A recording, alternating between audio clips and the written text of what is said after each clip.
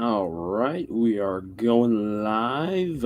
Hopefully, the audio is coming through nice and beautifully. Say that I am running a few minutes late because there were technical difficulties. So, hopefully, it's all coming through just right. And I'm not hearing it, but it's probably get on my end. There we go. There we go. There's the audio coming through nice and crispy. All right, so good evening, good morning, good day, wherever you guys are at. Say we've got our live stream for this week up and running. Woohoo! So we got Dark Daydream saying, yo, so hyped for this. Hannah says hello, Art says hello, and let's go. Yes, the one and only Lars is on. Great to have you all here tonight. Say, as far as tonight's live stream goes, we're going to keep this nice, simple, and fun tonight because throughout this week, it's been a busy, rough week, and as each time I thought about like, so what do I want to teach for this week? Nothing was coming to me, but I kept on hearing stuff about proms, dances, graduations, and I'm like, you know what? Let's talk about the Sadie Hawkman's dance because I've been working on some Deltarune stuff recently. If all goes well, I should have a new Deltarune theory video up tomorrow. And then after that, my next big focus will be working on my analysis of the Gaslight District episode 1. So that's kind of looking a little bit ahead into what I am currently working on and what I hope to release. You spoil us, Lars. Yay! Also, I'm not going to give away the secret, but I am working on another project that I think will be very interesting once it is released. And I'll give you guys more details about that the sooner we get up to the release. But it is Deltarune related. So for all you Deltarune fans, continue to remain excited. We are not yet out. We are not yet in the dearth of Deltarune talk and fun before chapters 3 and 4 are released. Okay, so as far he says, good morning, Mr. Lars. It is 6:19 where you are at. Okay. All right. It in the morning? Wow. 6 p.m. in the morning. That's the way it works. So as far as tonight goes, I want to talk about again, like dance stories, prom stories. We're going to spin out some really ridiculous yarn for Deltarune, and we want to talk about the Sadie Hawkman's dance and what we might be able to expect with that particular scene. Because if Toby Fox knows his tropes, and he does. He knows his tropes, and he loves to subvert stuff as per usual. I expect that we are going to get some rather ridiculous shenaniganery around the Sadie Hawkman's dance, and I also think, based off of one of the conversations that you can have with Caddy, that we are going to learn about Azrael's really weird experience at the Sadie Hawkman's dance as well. Or maybe really weird is not exactly the right phrasing. More like really embarrassing. So that is the kind of stuff that we will be getting up to tonight, and we can also take some time to talk about how you can translate the teenage angst and energy and awkwardness on over to your own stories if you are writing YA novels like I am, and be like, yep, this is how we channel teenagers. All right. So, let's first get talking about dances.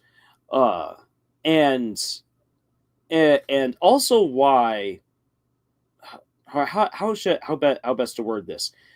Talking about dances and why I think it will be really really unique to see a dance represented in a game like Deltarune that has that has so many Japanese influences in it, down to certain tropes, certain terminology, uh, even phrases.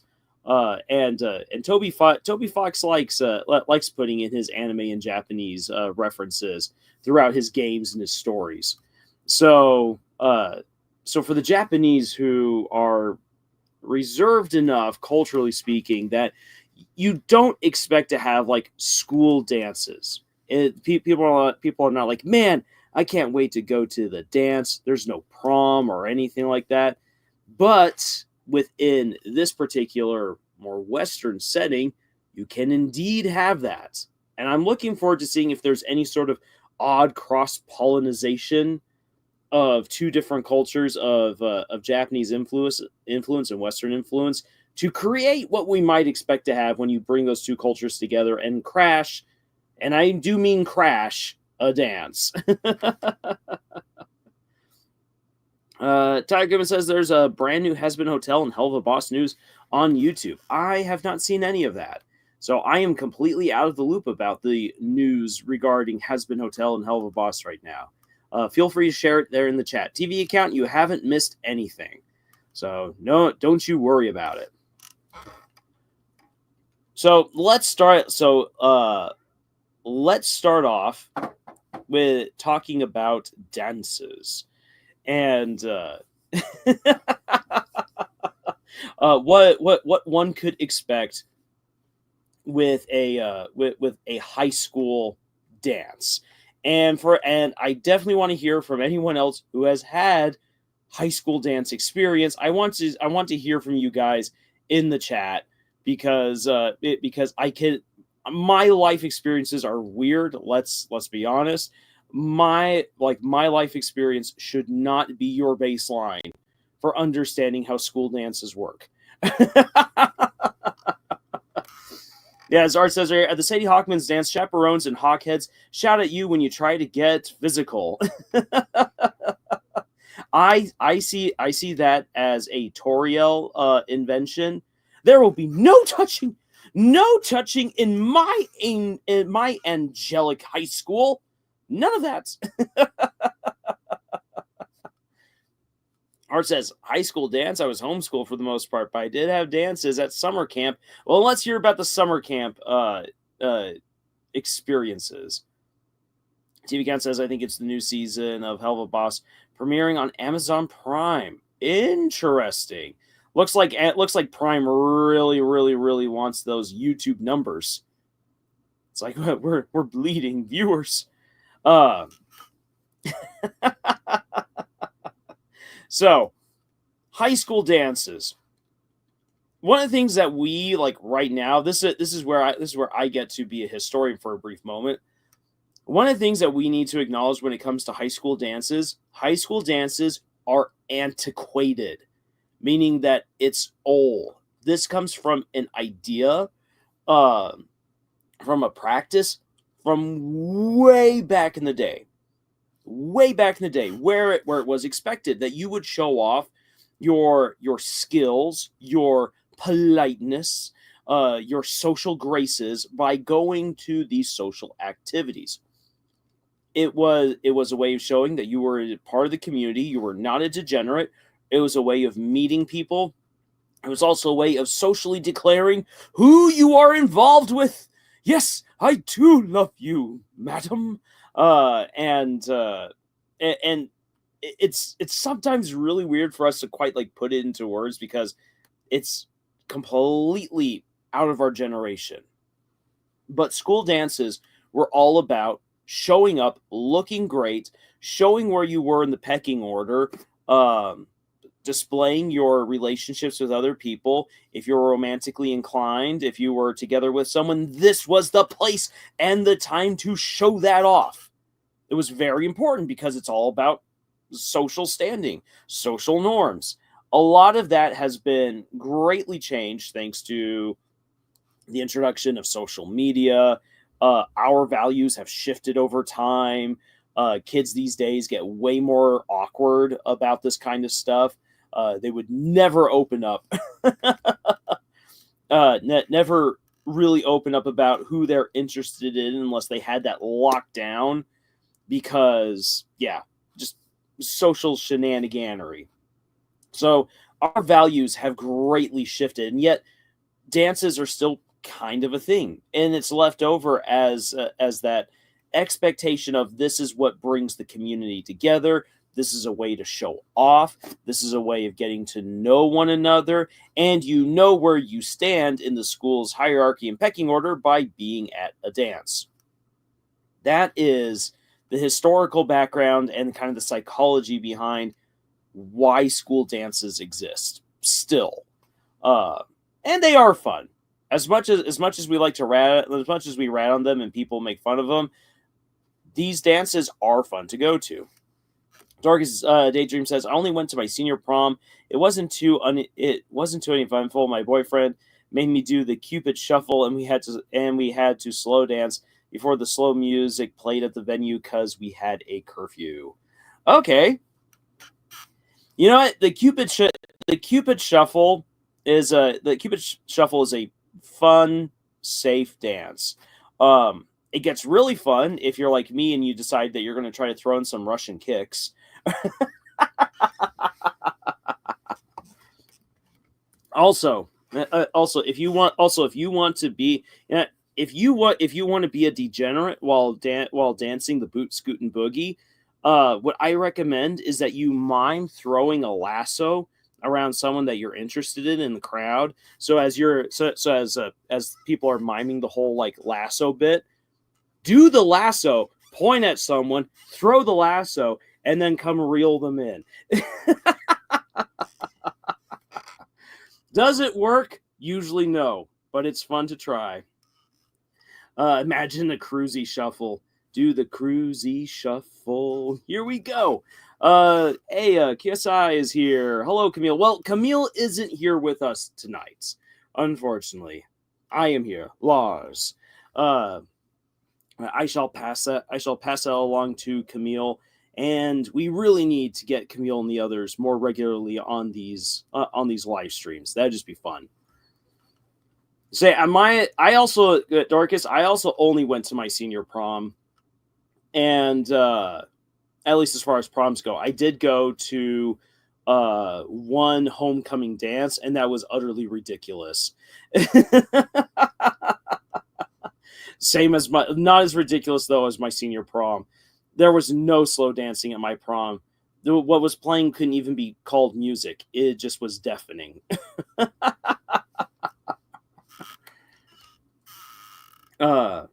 Chris Doc says, I never went to prom.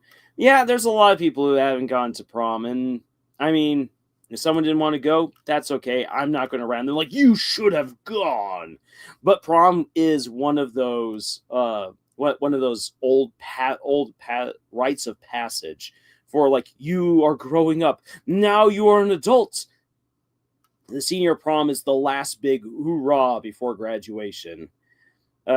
Kusai says, I think prom is just a Western thing because I live in Asia and nobody has a prom here. And that's why I was saying actually earlier before you jumped on, Kusai, is that I'm really looking forward to seeing how Deltarune handles a dance, because Deltarune does blend certain elements of Japanese culture, certain anime terminology and the likes into its story. It's not completely overt, but it is indeed there. And because I know that the Japanese don't have school dances and the likes, but the story is quite popular over in Japan, I'm interested in seeing how Toby Fox brings to pass a dance scene, Not just like, oh, here are the characters dancing sillily like we see in chapter 2, but how a school dance goes down, and how he will orchestrate that, because a dance has so many moving parts in real life. And if you want to make a dance scene in any story actually feel real and carry any sort of weight to it, you have to somehow capture the same chaos that comes with a school dance. Because I says, it seems fun though. Now I wish I lived in America. Hey, you could at least always come over and visit for a fun school dance. I'm not exactly sure if American schools are the kind of thing that people really want to be in, especially right now.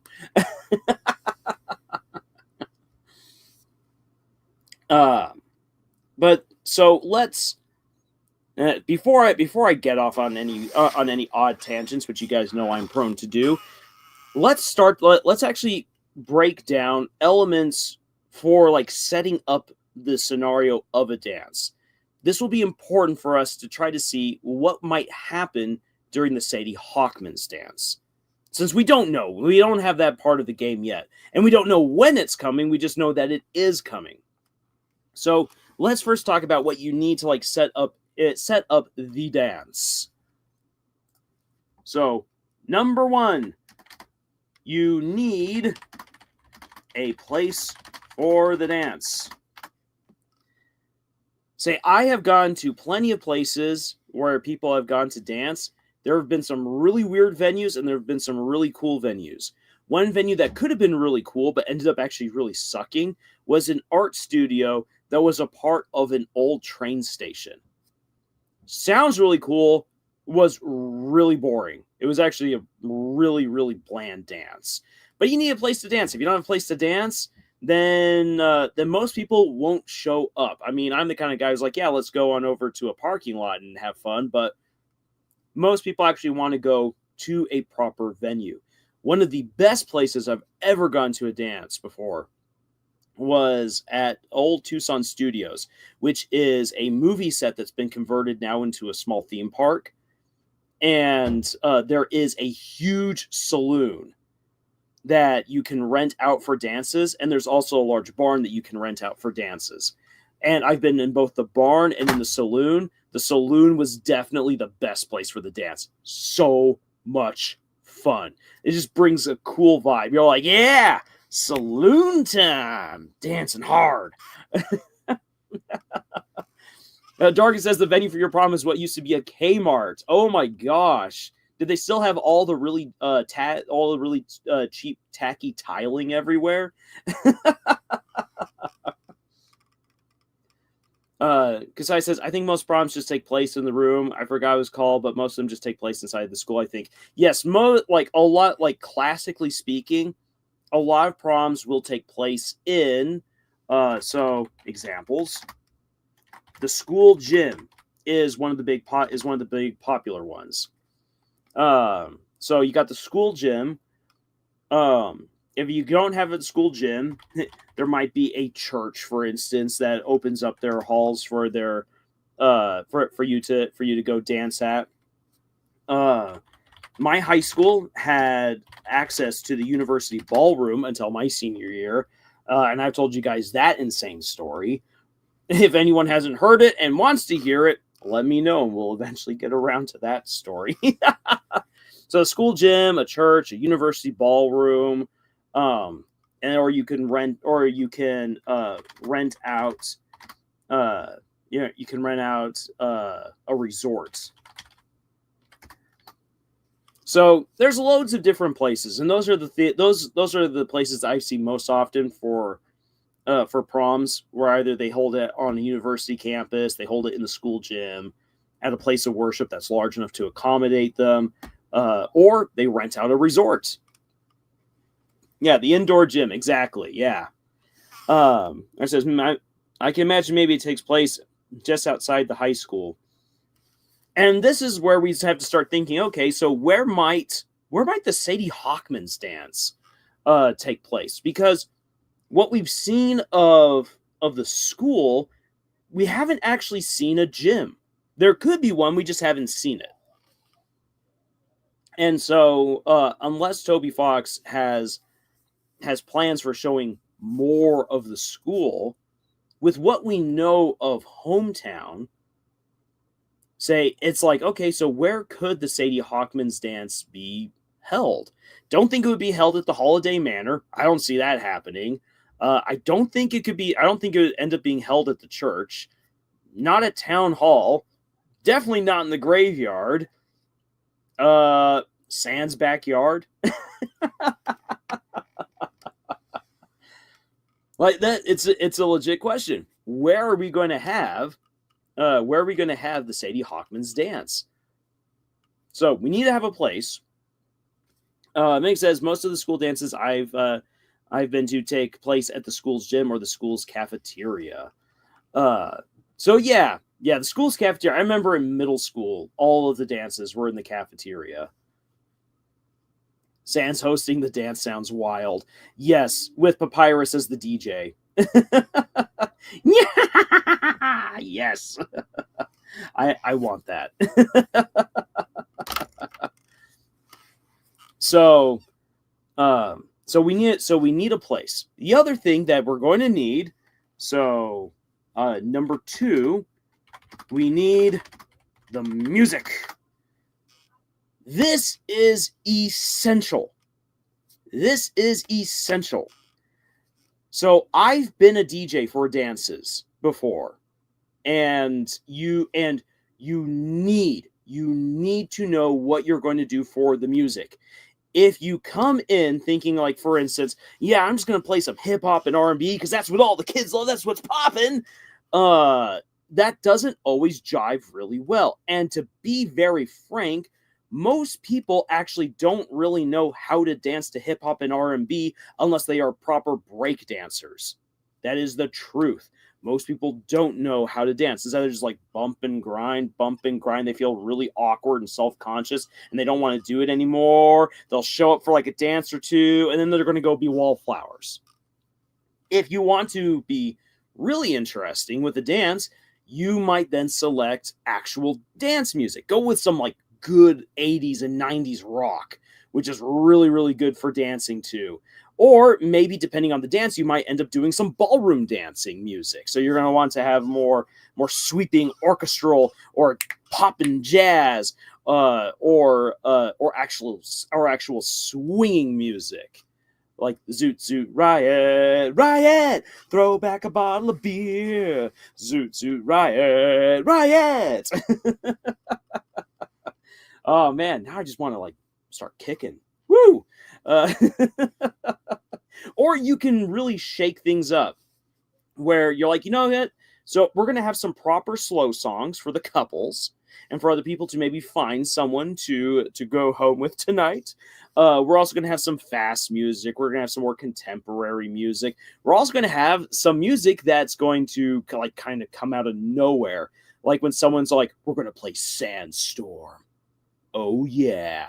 And then you just get hit with that techno music. Bam bam bam bam bam bam bam bam bam bam bam bam bam bam. Or you can go with some K-pop, you throw it in there, have some fun, some Taylor Swift music, country music.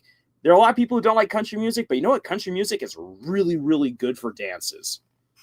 So there's all different kinds of music, and you as a DJ, and then in this case, if you're creating the story of the dance, you want to kind of think about what kind of music would actually get people off the wall and dance.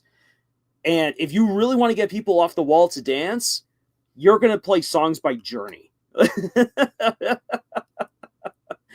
You are going to pull people off the wall, then play Take on Me from Aha, or some swing song, and boom, you now have everyone there.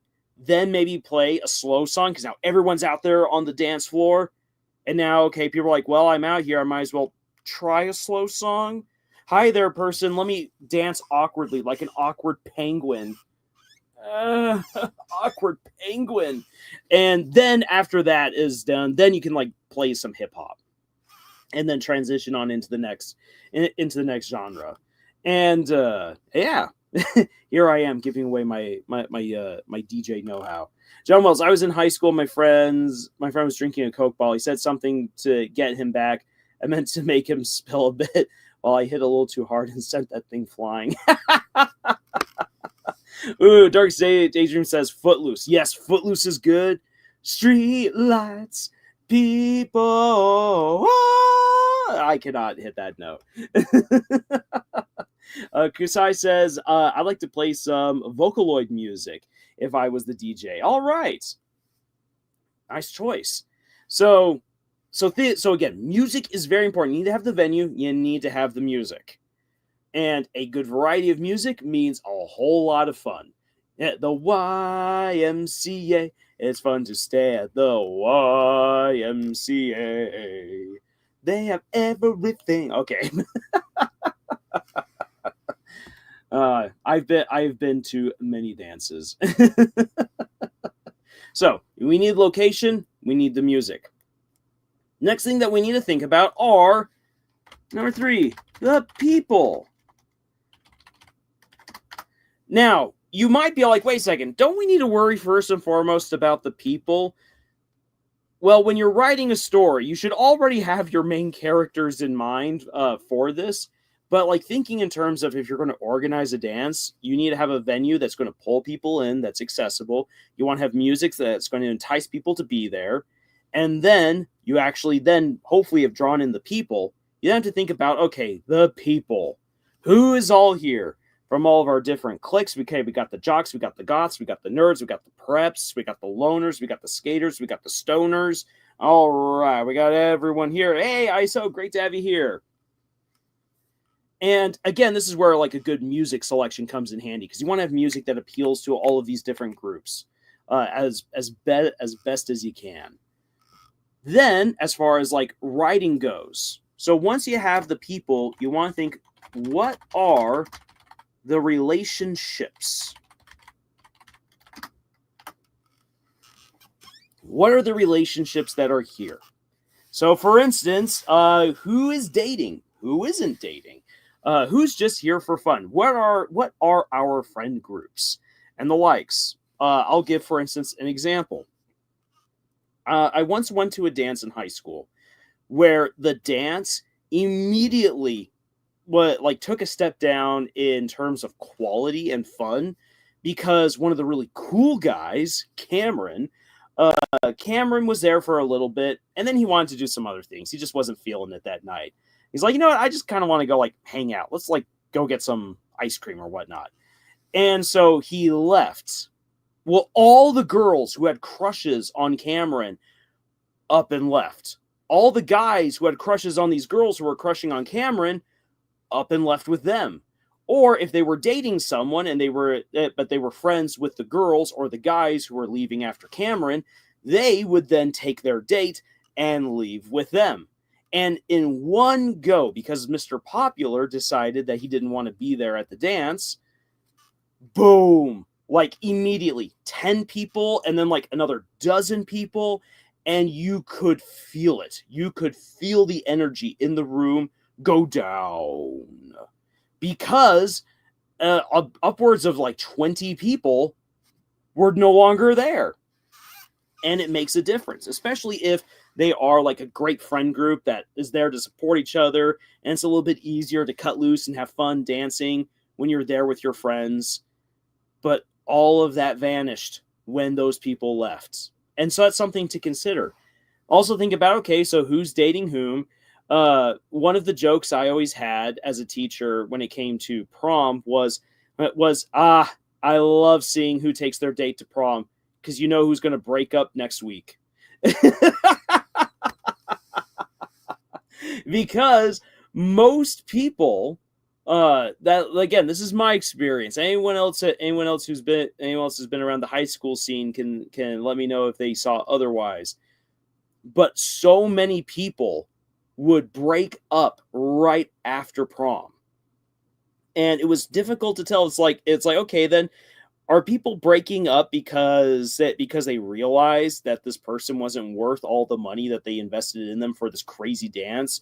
Or was it that their relationship was already on the rocks and they hoped that the prom would kind of make things better, but then that doesn't end up being the case? Like, I myself have never known, because I never took my girlfriend out to the prom, because I never had a girlfriend at that time. I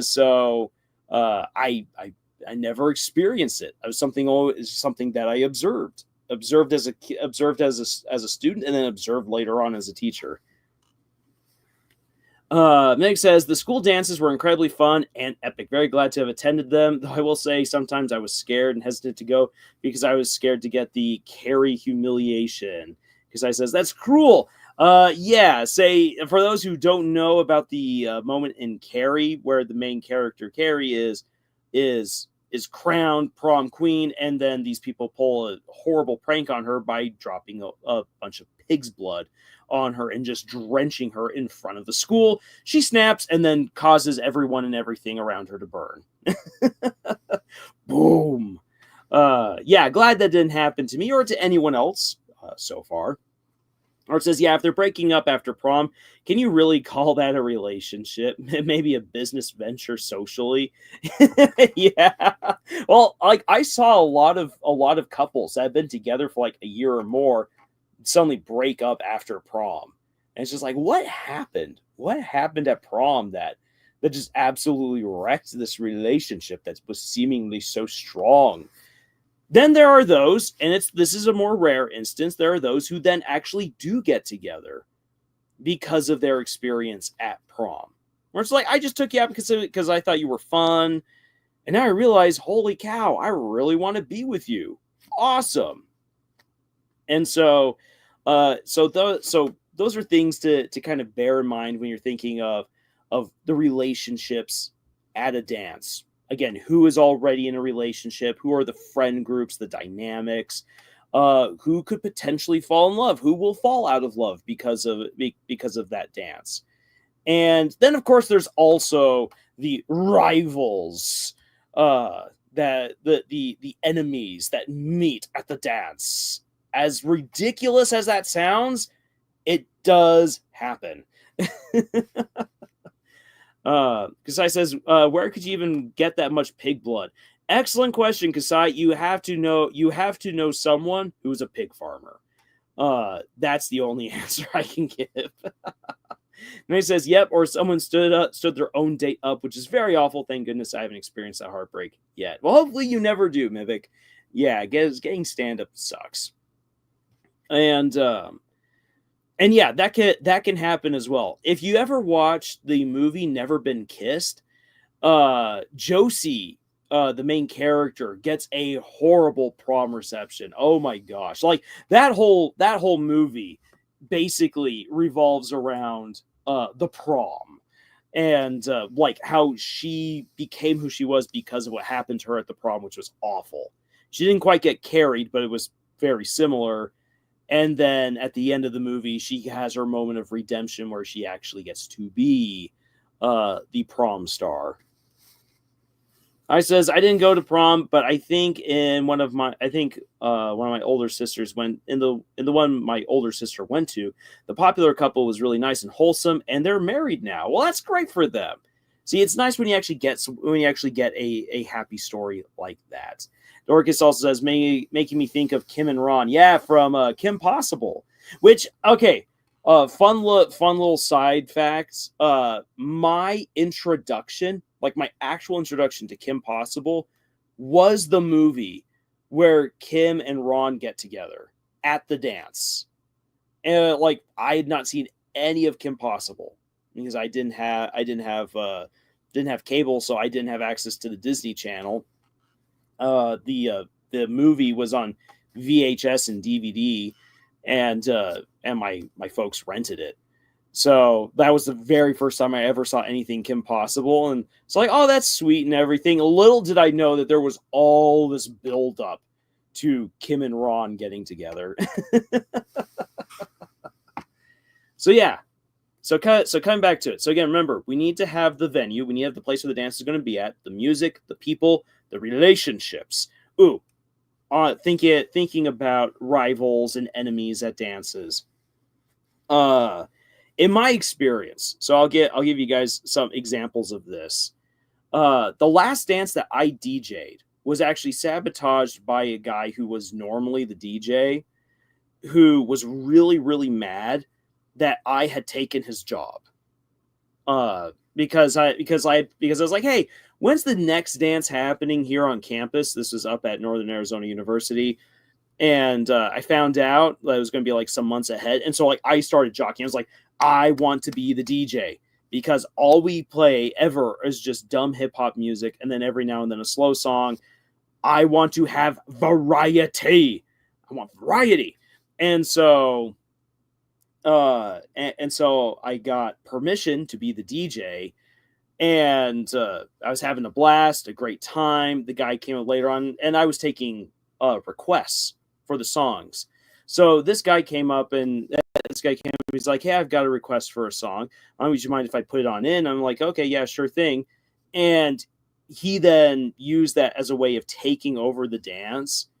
And so many people got really upset. And then he also played some pretty bad music, which then got me in trouble, which was his whole thing. So that way he could have me punted out. And it was just, yeah, that was an interesting trip. And I actually, one of his best friends later on up came and told me, he's like, dude, like you really pissed him off because he always thinks that this is his gig.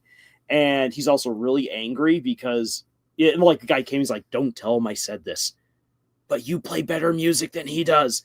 And I was like, oh, thank you. But someone's got to tell this guy. I mean, he's usually a DJ, so let him know that he needs to play a better variety of music. And yeah, this guy was apparently angry because other people at the dance were saying, wow, there's all this really great music. Now at this particular party, cool stuff. We don't normally get it. And so I earned that guy's everlasting ire because of that. Another time, this was in high school, there were, and I didn't realize this because I was a naive, dumb teenager at the time, but there were a bunch of guys who would always goad me and encourage me into doing a ridiculous dance. Some of you can actually go, and all of you can go check it on out. It's the Numa Numa. What a great, it is actually a really fun song, and it's a hilarious dance that this one guy did way, way, way back in the day. And so I adapted the dance and would dance it. These guys would goad me on to do it. Little did I know that at that time that they were encouraging me to do that dance because they were making fun of me, because it was a way of generating some, just some great schadenfreude. And also, it was also for a lot of them, it was a way of ensuring that Lars, who already didn't have many social graces in high school, would never be chosen by any girl because he's just too weird after doing something like that. and yeah, I only figured that out afterwards. I'm like, yeah, no. Now I'm looking back at it, I can see that. That's kind of depressing. And again, thinking of like relationships at a dance, when you have rivals or people who don't like you, there are those who will try to find a way of sabotaging you or sabotaging other people at a dance because it's social. And it's a great opportunity to create a landmine experience or a landmine trap that just obliterates this person's good graces. And so that's one of the reasons why people actually don't go to dances so much these days, because they know that they could very easily be made fun of. So that's something to consider when you are creating your own fictional dance scenes. Let me quickly catch up with what you guys have been writing here. Art says, wait, don't you have a whole video on your experience at a prom? Yes, Arts, I do. I do have a video about my own time at the prom. John says, my senior prom was awkward. I went with one girl, and she left with another guy. Oof. Oh, yeah, I agree with Art. Sorry, dude, sounds harsh from that lady. John says, like Back to the Future, but more depressing. Oh, that hurts. Kusai says, to be fair, I can understand how he feels. I wouldn't really like it if someone else took a job I usually do. You should know better not to insult them, though. Yeah. Uh, and to be fair, for the people who are always jockeying to be a DJ, like it is such a fun job, and it does give you control of the dance, which means like you get a hat. Like it is a lot of fun to be the one who can control the flow of the dance, and you get like you could feel that energy that you pump into it. So I get it. It's a job that people, once they have it, they really want to keep it. But if you always play the same music again and again and again, and you have a horrible music selection, it's time for you to step aside and let someone else try out to have it. John says, to be fair, she wasn't my first choice or second or third. Oh, oof. You know what, John? That was kind of like me and my prom date. However, my prom date, she was my second choice, highly encouraged by one of my best friends at the time. And honestly, I am way happier that I ended up going with her than with the girl that I first asked out, who she never even responded. And I took the hint. And I was like, okay, she doesn't want to go with me. For that one was silly. I had a lay with a bunch of bees. I was like, will you be mine for the prom? Bzz. Yeah, no, that wasn't going anywhere. Art says Numa Numa. Maybe says, oh my gosh, Numa Numa. That takes me way back. I swear I heard that song in every section of my childhood. Numa Numa yay. Numa Numa Numa yay. I like the Numa Numa still better than Gangnam Style. Oh, I agree. I 100% agree. Dork says, I've been wanting to remake a cruisy Sadie Hawkman's piece that I made years ago. It wasn't that great, and it needs a new life breathed into it. Might make more to go with it. Hey, I hope you do.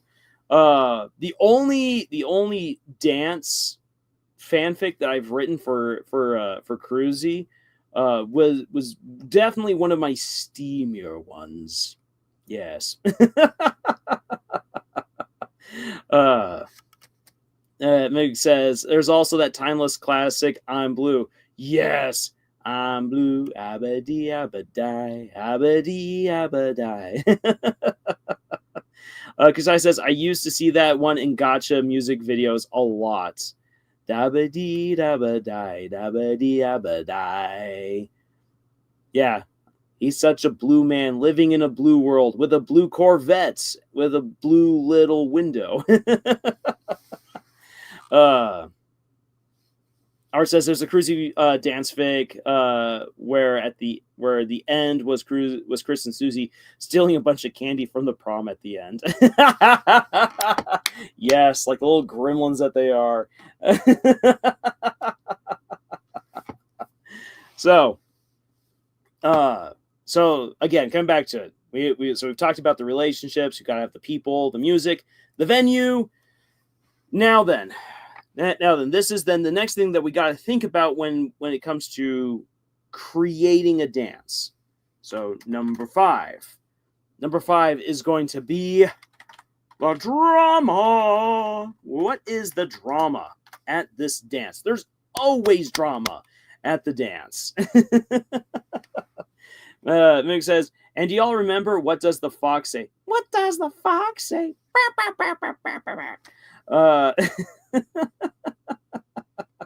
You know, one of the weirdest things is having one of your university professors come on out, come into the class, and one of the very first things he's like, what does the fox say?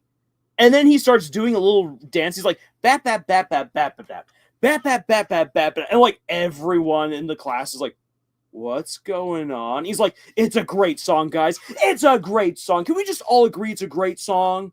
All right, let's get on with the lesson.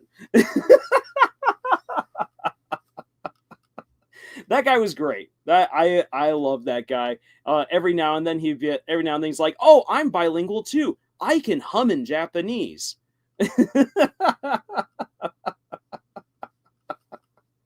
Oh man. I was sad when he retired because I wanted him to just be teaching forever. So that way, generation after generation of college students could just be blessed by this man's presence and his antics. Besides, I don't usually like doing things like stealing, but if it's with someone else, it feels more fun. LOL. Amen. And it says LMAO. Starts humming Bad Apple. All right, so you'll have to dig that up. All right. So and technically, this lesson doesn't even only apply to prom. It can apply to any party, from high school prom to medieval gala. Yes, yes, yes, yes, yes, ISO. That's exactly right. Now then, when we talk about the drama, this is where the rubber really hits the road and things start happening. Who's dancing with whom? What is going on? Who spiked the punch? Who's stealing the candy? Who stole a kiss? Who passed out, either from drugs or from dancing too hard in the middle of the dance floor? All different kinds of shenanigans can happen. And we actually already know, thanks to Caddy, what happened at a previous school dance. For those of you playing at home, do you remember what is the sweet gossip from back in the day that Caddy shares with Chris about what happened at the school dance that she went to? I want to see who remembers that, because that will definitely be something I want to kind of like spin a yarn out of later. It also gives me a chance to quickly take a drink.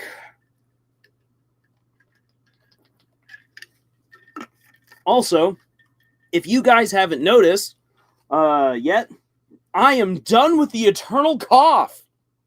I don't think I've coughed yet once in this live stream. It just suddenly ended one day earlier this week, just like it always does. It's like, okay, cough is done. So, Kasai says, I think it has something to do with Azrael. Dory says, Caddy got drunk and danced in front of Toriel, right? Art says, as he was there to kiss someone, Toriel made him go to church daily or something. Yes. But also, it does involve Azrael and Toriel together. And the punch. Han says, congratulations. Yeah. Woo, it feels so good to be entirely healthy again. I mean, I was healthy, no fever, no nothing, just a lingering horrible cough. It says, Dark Sage dreams me too. I just wrote a short story about a gala, so it's fresh in my mind. Han says, wait, I thought it was a book you wrote.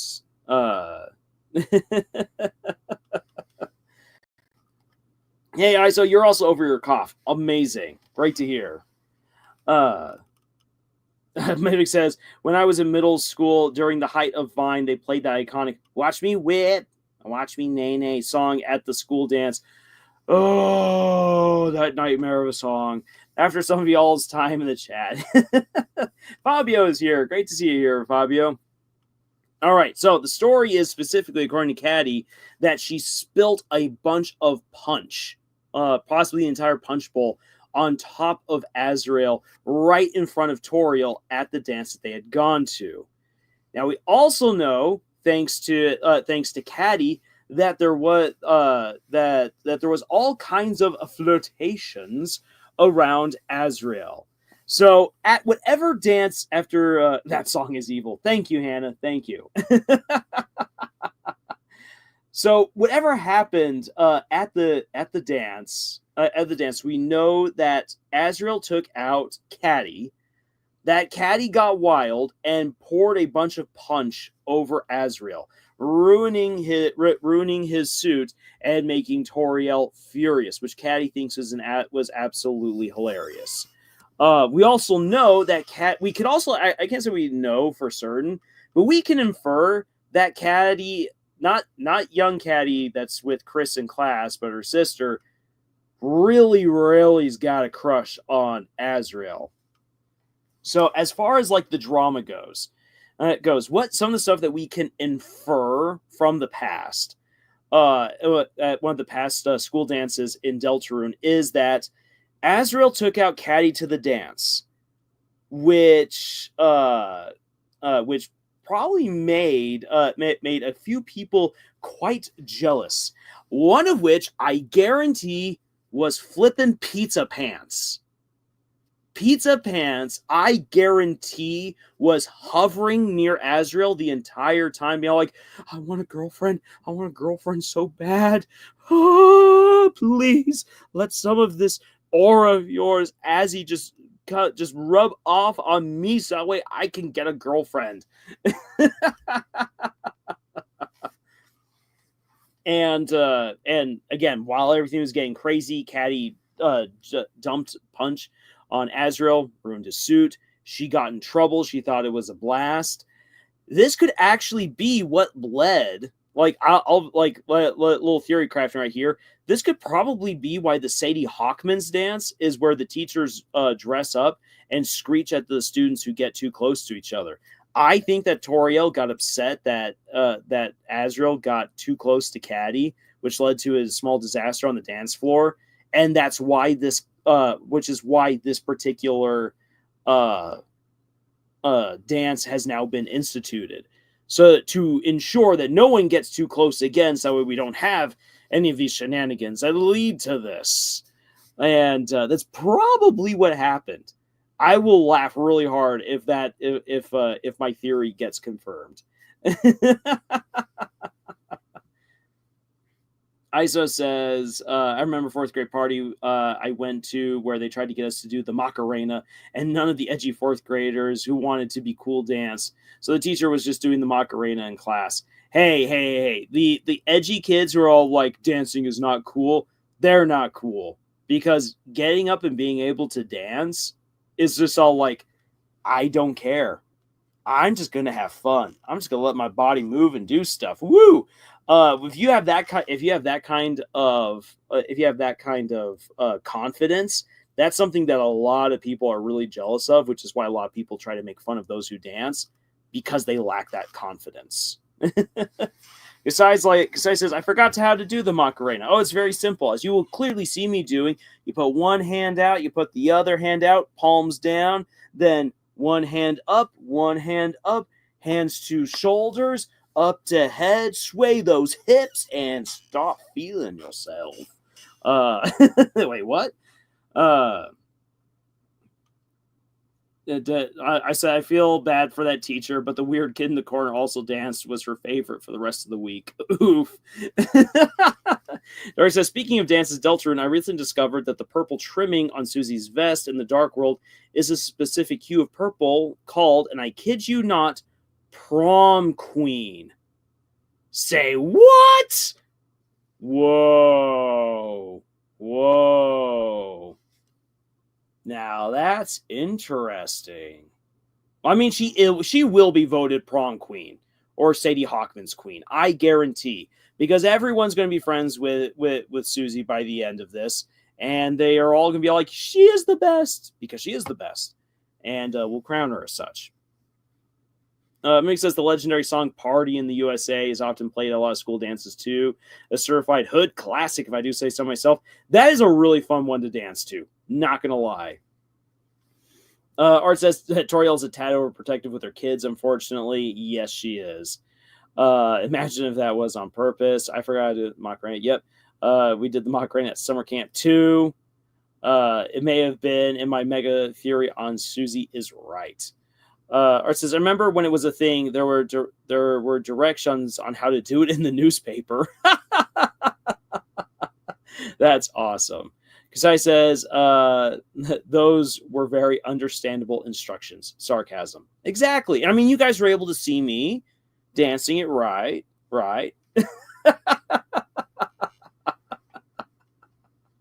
Okay. So, coming back to it, we got to have the drama. What are the crazy things that begin happening? Let's again, I'll dive into the stories of my time. TV account says, I doubt this applies to me considering I was in special needs classes and my only experience with social events are school and SPED program. Well, even everyone's got their own experiences with this TV account. But if you wish to, for instance, write a story that contains a dance scene, this is just stuff to consider, because it will help you to be able to like draw and like, okay, so this is kind of the, not necessarily the formula, but these are kind of the things I will need in order to make the most of this particular scene. Susie has been rising in popularity very fast after all. Oh yes, she's become quite popular. Arts Lars, do a video of you doing the Macarena one of these days. One of these days. Get us to 20,000 subs and Lars will dance the Macarena. Mimic, dark and edgy emo kids know damn well they will drop it as soon as an Amy Lee song comes. Wake me up inside. Yes. Which, let's be honest, that song is awesome, and you can and if you get into it, you can catch some real air. I speak from experience. I saw TikTok dances before TikTok was a thing. Dorky Station says, I have to finish my Google Doc to fully explain it. All right. Fabio, I mean, Susie being treated like a main character, getting development, character actions, everyone turns around, see how they see her. I can believe that. Exactly, because Susie is effectively the main character of the entire story. I mean, we see everything thanks to Chris, because we control Chris. So, I mean, that makes Chris a main character as well. But, I mean, let's be honest, in terms of, actual, good, character development and the likes, this really is Susie's story. At least as of right now, with chapters 1 and 2. Who let the dogs out? Who? I love Bring Me Back to Life by Evanescence. My mom always played it in long car rides. Let's see here. What was another big crowd pleaser. Actually, this is one that is kind of, you don't hear it quite as often anymore as in terms of songs that are go-tos, but this is a freaking fun one to dance to. And it is I'm gonna be the man who's walking home with you when I get up. Yes, I know I'm gonna be the man who's walking next to you. I'm gonna be the man who's walking home with you. Boom, boom, boom, boom, boom, boom, boom. Oh, I would walk 500 miles. Hey, get everyone suddenly moving to that one.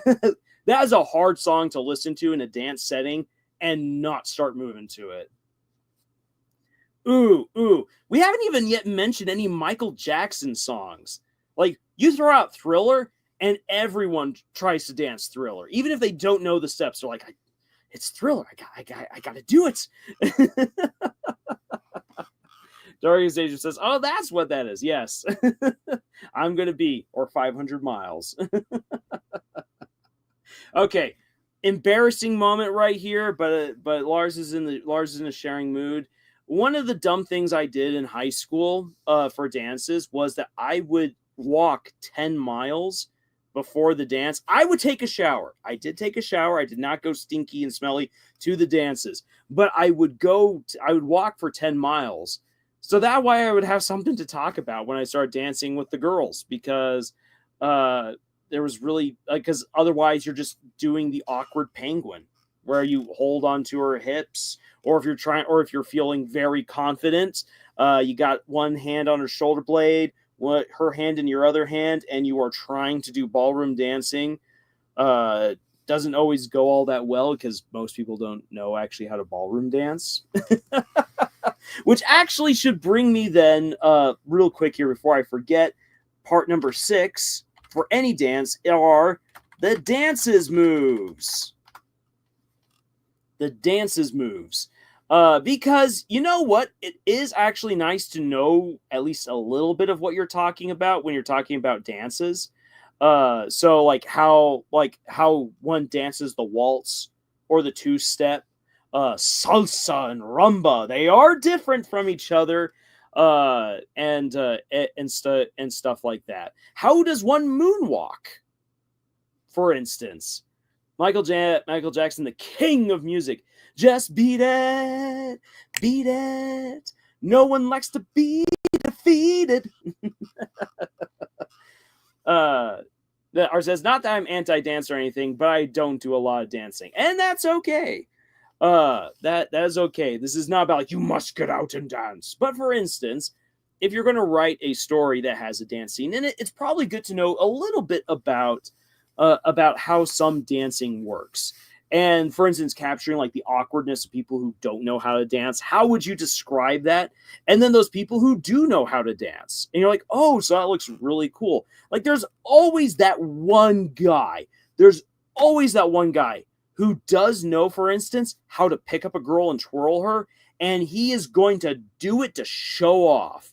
Now, the thing that guy doesn't normally tell everyone else is that the reason why he's dancing with the really tiny girl there is because he's not strong enough to actually twirl or toss most other girls. And most other girls are either too big for him to safely toss them because he actually doesn't know how to properly catch them. So, hey, good stuff. Those are nice little like details that you can throw in to those scenes. Kusai says ballroom dancing is very romantic, no matter if you actually know how to do it or not. And that's true. And so much of dancing, like for anyone who's like, I don't know how to dance, I do not know how to dance either, to be all honest. Yeah, true. I do know some forms. I do know some steps. Most of dancing is just simply moving with confidence and having fun. That's what it is. You can be doing the silliest stuff, and so long as you're having fun and you're being confident, people will recognize that. And when you're dancing with someone else, so long as you can move about confidently while you're dancing with the other person and you're having fun, then it doesn't really matter. So you can be like hand against the shoulder blade, hand in hand, and we're going to do wide steps. Yes! And I'm going to throw in a little spin there. Haha! Oh, man, isn't this amazing? I'm so romantic. So what about Michael Jackson's Smooth Criminal? That's a good one. And then honorable mention, the Cha-Cha Slide. Oh, yes. Cupid Shuffle. Don't forget the Electric Slide.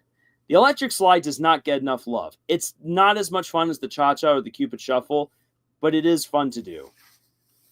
And then if you know any cultural dances like the Romanian bull pizza, then you're in a completely different territory. But yeah, knowing a little bit about how actual dancing works, both the good and the bad, the awkward and the proficient, the confident and the not so confident, being able to pull on those kinds of experiences or what that looks like can really help you to flesh out a scene.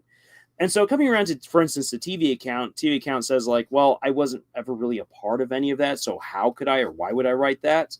The why you would want to write that is that it helps to flesh out those scenes. Makes them more interesting, makes them feel relatable, makes them feel real.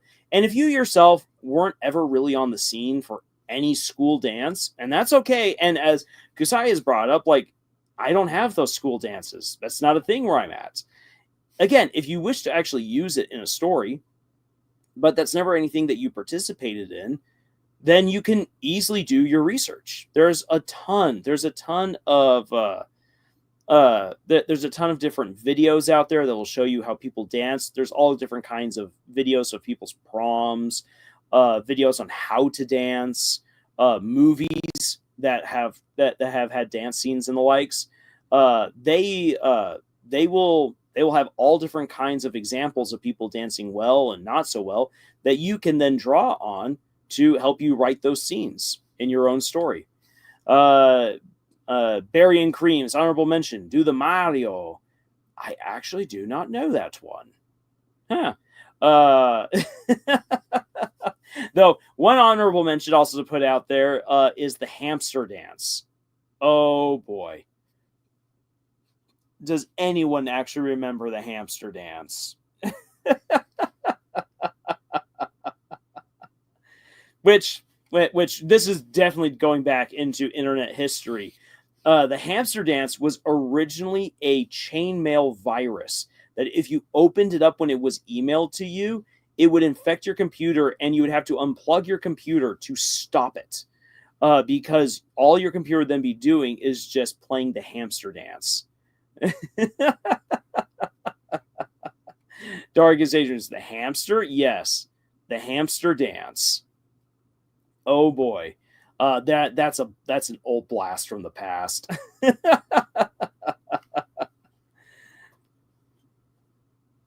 Mick says, yes, hamster. I wanted that song as my ringtone. Someone's gonna have PTSD hearing that. Like, no! Please, no, not the hamster dance. Why? Why, you monster? So, thinking it. So again, so what do we need? What do we need to create our dance? We need to have 1, a place, 2, the music, 3, the people, 4, the relationships, 5, the drama, and 6, the dance moves. So this is the stuff. This is the stuff that we need to the crazy frog. Oh my gosh, yes. Funny thing is this, for the crazy frog, I didn't this did not connect with me until like embarrassingly way later on. It's the music from Beverly Hills Cop. Just with that sweet remix going on. Because I says, I think if you don't have anything to do on your computer, then the hamster dance would be very fun to watch. Like, it's a hamster and it's dancing, and the song is really, really catchy. Art says Beverly Hills Cop theme is so awesome. It is. Do do do do do do do do do. Bum bum bum ba-dum bum bum bum bum bum ba-dum bum bum bum bum bum ba-dum bum bum bum. Yeah. Oh, that's so smooth.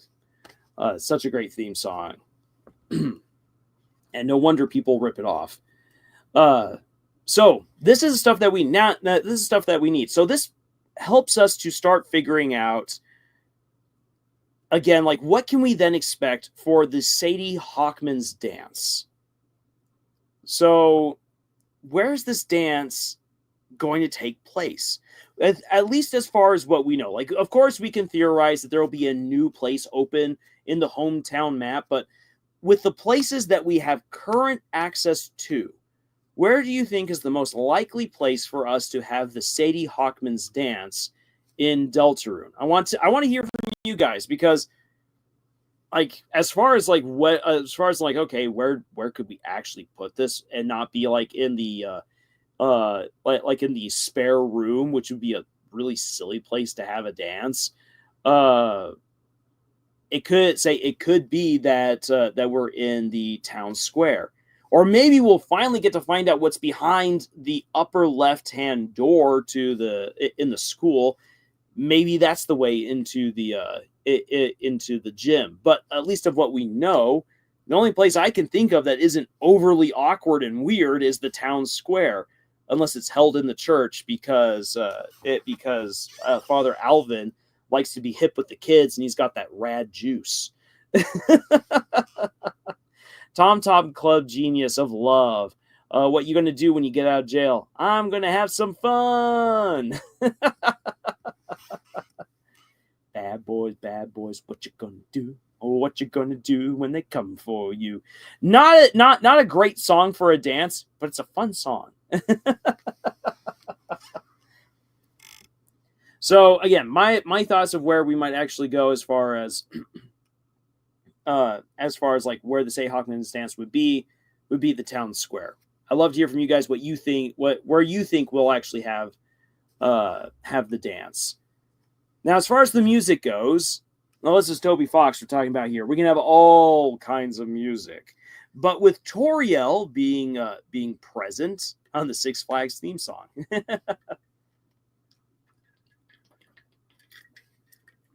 with Toriel present, who else is right along with me is thinking that we're going to get some religious ska? TV account. I have a question. What about rich people gatherings, like the kind that are seen in Ruby?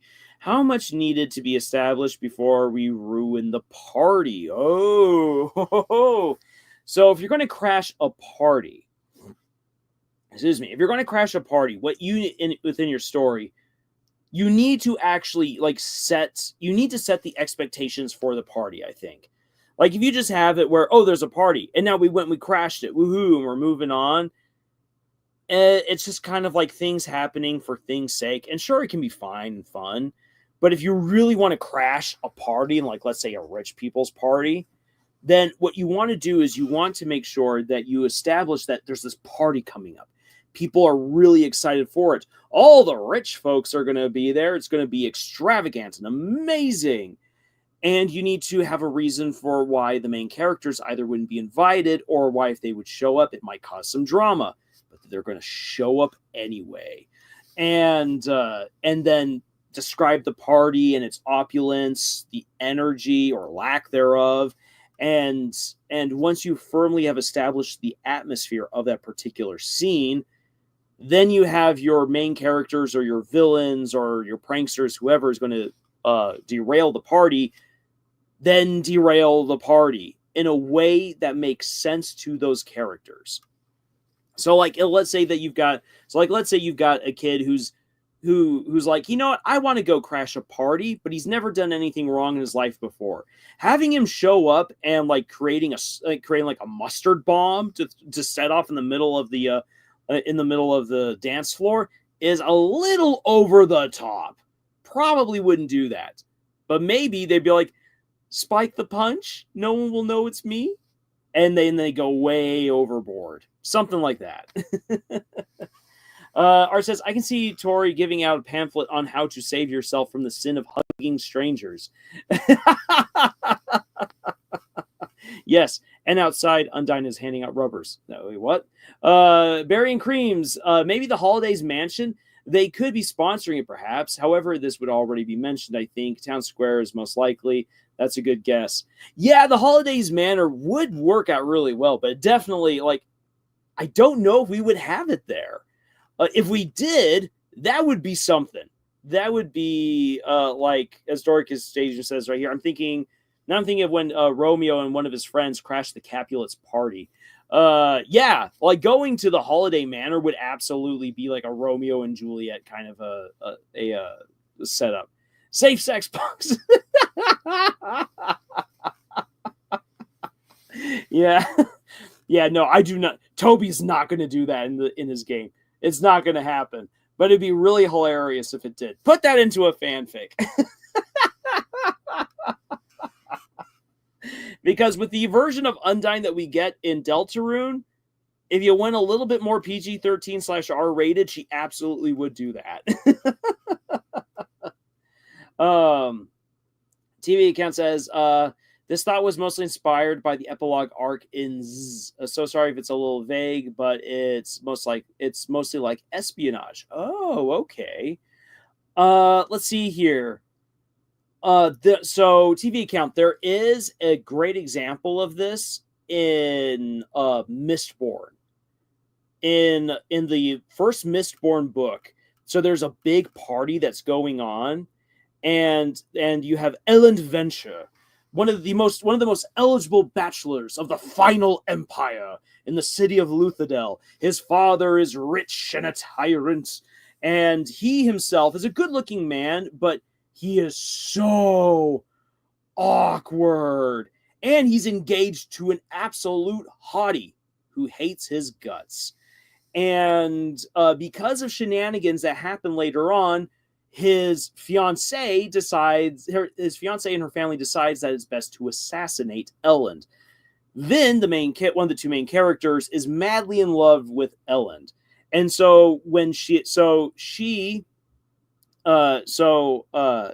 during a party where Elend is meeting with all of his friends, and his fiancée is using this actually as a cover, saying like, oh, they were plotting to overthrow the Lord Ruler, the guy who rules over the final empire. they're going to use the fact that these young men are hiding out for a little party inside a bigger party. They're going to use that as an excuse to assassinate them and blah, blah, blah, blah, blah. Well, Vin has this bad feeling about what's happening. She dresses up in her mist cloak. She goes out, spies on what they're doing, and realizes there's a whole assassination squad there to kill Ellen. And she's like, dang my teenage feelings, but I love him! And so she takes on the entire assassination squad, and it's this insane battle of magic that crashes the party. It's insane. Definitely worth a read. Barry and Cream says, surprised to hear Mistborn mentioned. I love Brandon Sanderson. I love his works. So, of course, I will take the opportunity to mention them. John says, 21 Jump Street had a great school dance set up, a gunfight upstairs, a car chase through the streets, and Rob Riggle getting his manhood blown off. Ooh, oh, that gives me the bad tingles. But yes, there you got another great example right there. So, TV Cap, there are some examples of espionage or party crashing that you can go and have a look at from either 21st Jump Street or reading the first book of Mistborn. And you can see some of the espionage that happens at the parties and how the parties get crashed, stuff like that.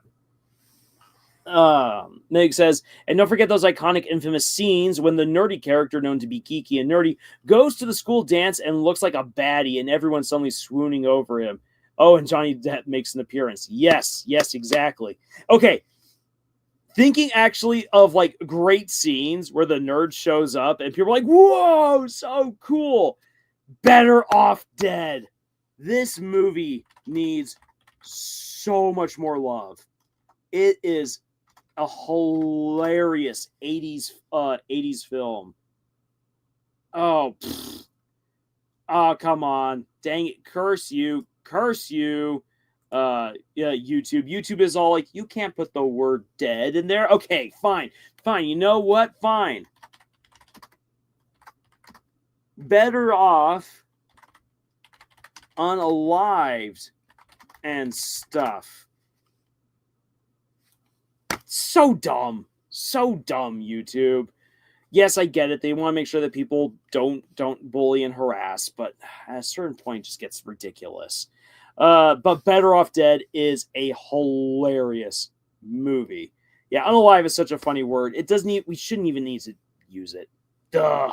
But the movie Better Off Dead has a scene where, so you've got the school prom, and the really hot French exchange student is going to the prom with the nerdy boy. She doesn't like the nerdy boy. She totally does not like him. He's a real creep.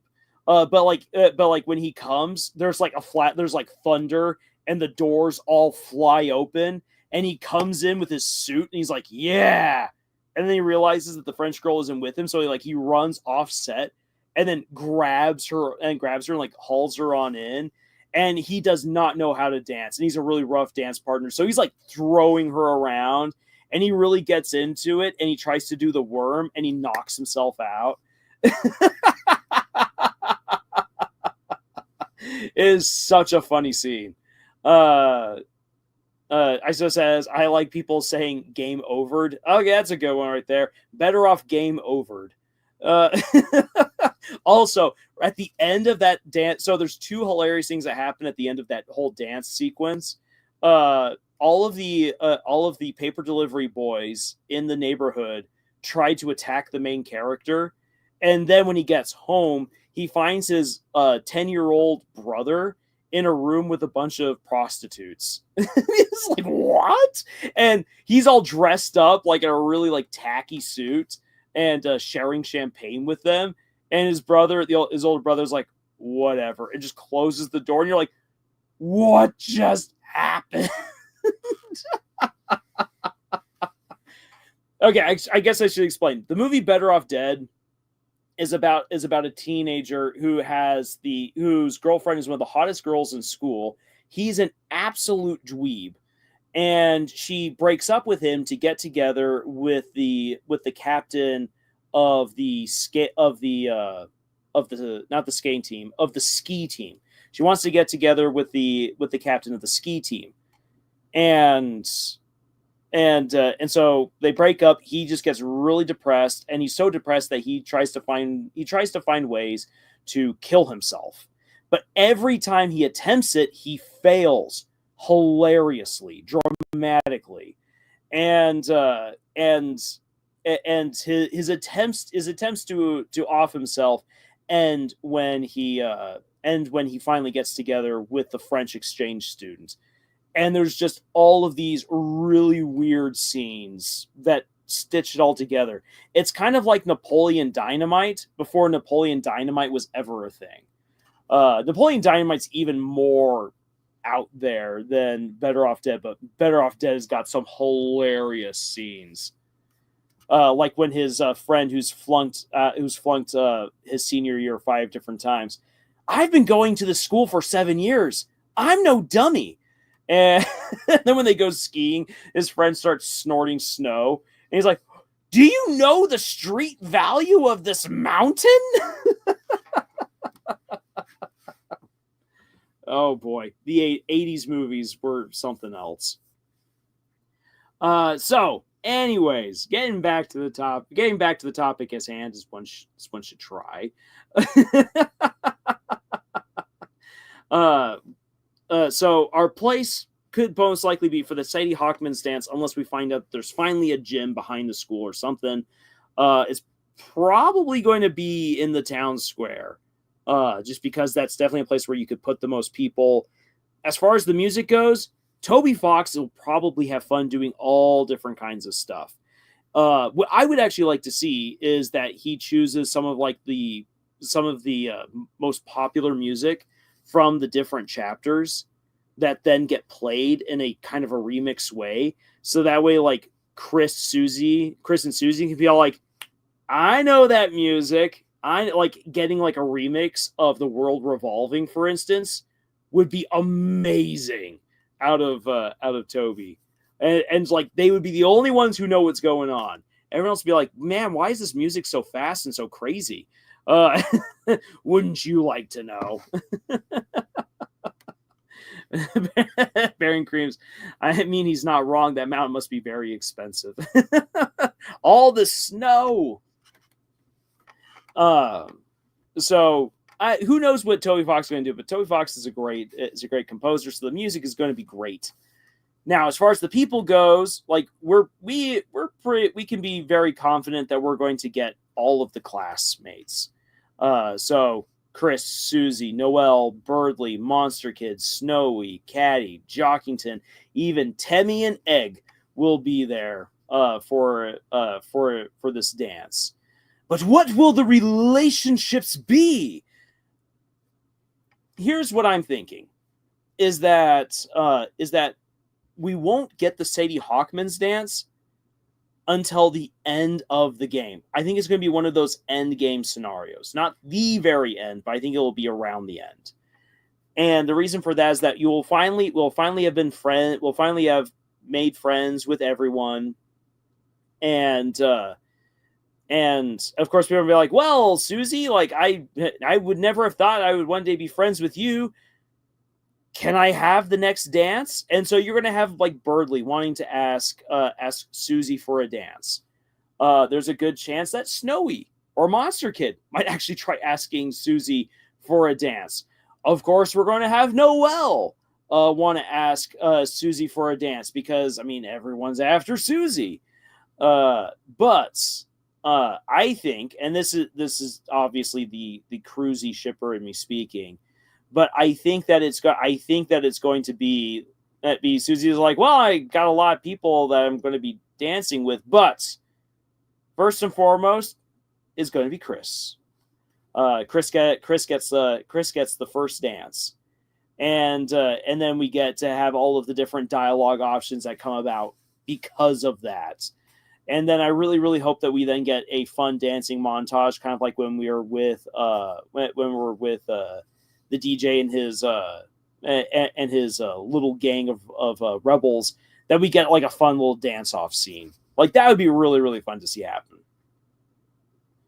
Mick says better Better off sleeping beautified.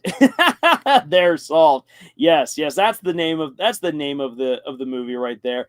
Better off sleeping beautified. You know what? Let me just hop back here a bit.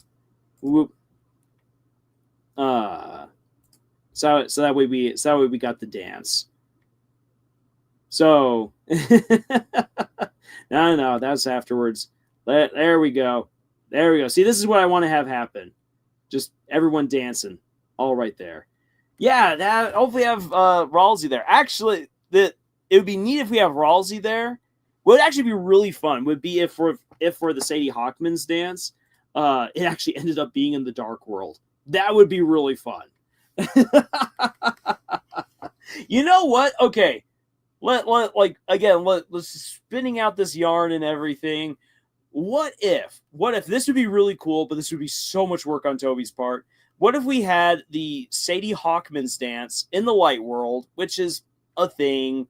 It's happening. Friends are all together. It's kind of, though, it's awkward. It's not quite everyone's jam. And then Susie's gonna be like, "Hey, Chris, let's ditch this and go to the Dark World," where then Ralsei has a dance all ready to go. And then you get the Sadie Hawkman's dance with all the Darkners that you've befriended, and you just have a great old time. So that'd be fun. Now then, let's also address something right here. So the Sadie Hawkman's dance is obviously having a bit of a riff on the Sadie Hawkins dance. For those of you who don't know what a Sadie Hawkins dance is, a Sadie Hawkins dance is girl's choice, where the girl asks out the guy, either to be her date for the whole night, or it's the girls who ask the guys for all of the dances. So that's what a Sadie Hawkins dance is. And they're fun. They're fun everything. It's neat when the girl gets to be the one in charge of making those decisions. Thing is this, I've been actually to quite a few dances that have either had a Sadie Hawkins dance in it or have been a full-on Sadie Hawkins dance. And I myself have never been asked by a girl to dance. Yay, there's another embarrassing confession right there. Now, I've never been asked by a girl to dance before in any scenario. So as far as like Sadie Hawkins dances go, I would rather go to the Sadie Hawkman's dance, because there I just have to worry about Toriel wearing a mask and screaming at me. I won't be rejected, at least. He says, and then after the dance is over, Big Brother Azrael will pick Chris up and take him home, or Azrael will play chaperone. Yeah, Azzy, we're going to have you play a chaperone for this dance. But I think what I think is going to happen as far as like the Sadie Hawkman's dance goes is that we're going to see how everyone is friends. We're going to see all the different crushes on Susie like really come to light at that point, and now you get that awkwardness. Everyone's like, "Oh, we all like Susie."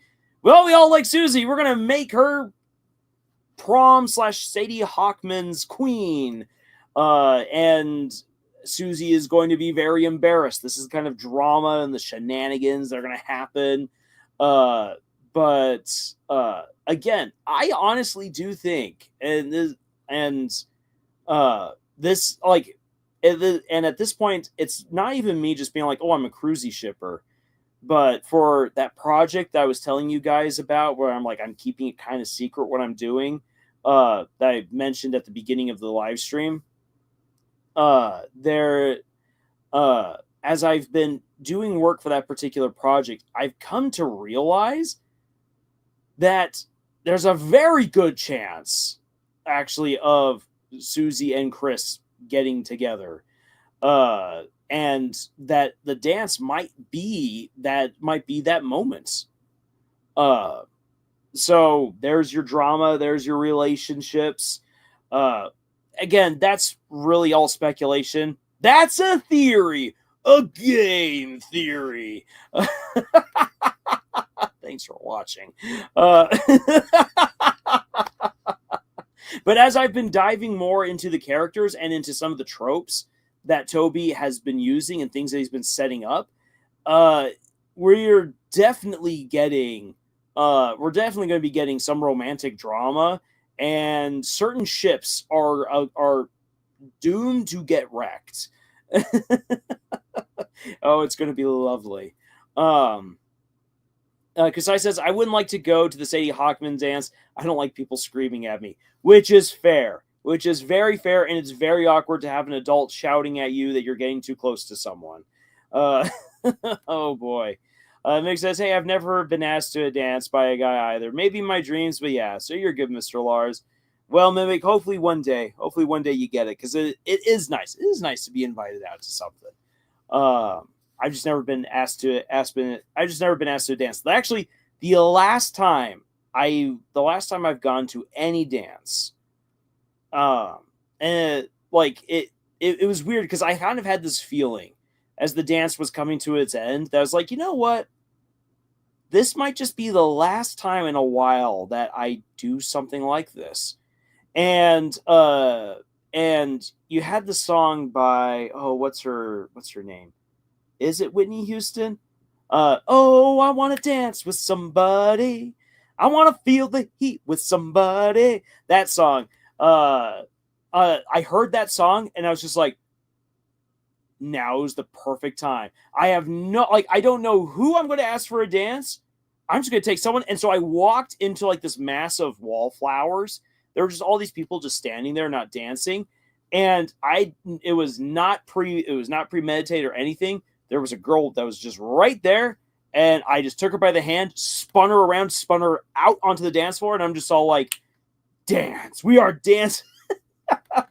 Maybe not the most suave thing ever, but she was just like, wait, what? And I swept that gal literally off her feet. So I was just all like, it's the dance. And I said, it's the dance. It is absolutely the dance right now. It's the song. It's the dance. Boom. Had one last crazy dance, and I thanked her for it. And then I walked out the doors, and that was the last time I went to a dance. Let's see here. Susie says, Susie is going to take Chris and run out of there from all the social pressure. Yes. Damn it, I thought I could do this, but geez, Chris, what was I thinking? I'm no damn prom queen. I could see that happening, and I would love it if Susie said something like that. Mick said, I probably could have been asked out to prom if my school prom wasn't planned for the year 2020. Oof. Oh, that's rough. That's rough. Virtual prom is just not it. No, it is not. Kasai says that's so romantic though. I wish someone would do that to me.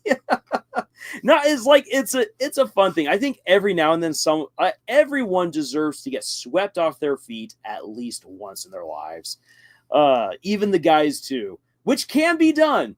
Here's another dancing story. I always said I've done a lot of dance. I've been to a lot of dances. There was though this actually was at a dance class. This wasn't actually at the dance itself. So there was this. I went to this dance class at the university campus when I was an undergrad, and there was a girl there who was in her PhD program, I believe. So I'm an undergrad. I think I was a freshman at the time. So you have a freshman with a PhD candidate. So a bit of an age difference and a maturity difference as well, though you couldn't tell by what happened. So it was a ballroom dance class, and I just was absolutely sucky at it. I ended up with this girl as my dance partner, and she was very much like Lars, you need to be like this. And so she was kind of feeling me up as she's straightening me out. And I'm just like, whoa, okay, this is happening. And then she's like, and for this particular dance, you need to be close. And so I got a little bit closer. She's like, no, Lars, closer. And so she pulled me all the way in. She was taller than me, and my face nearly went plunging into the valley of soft pillows.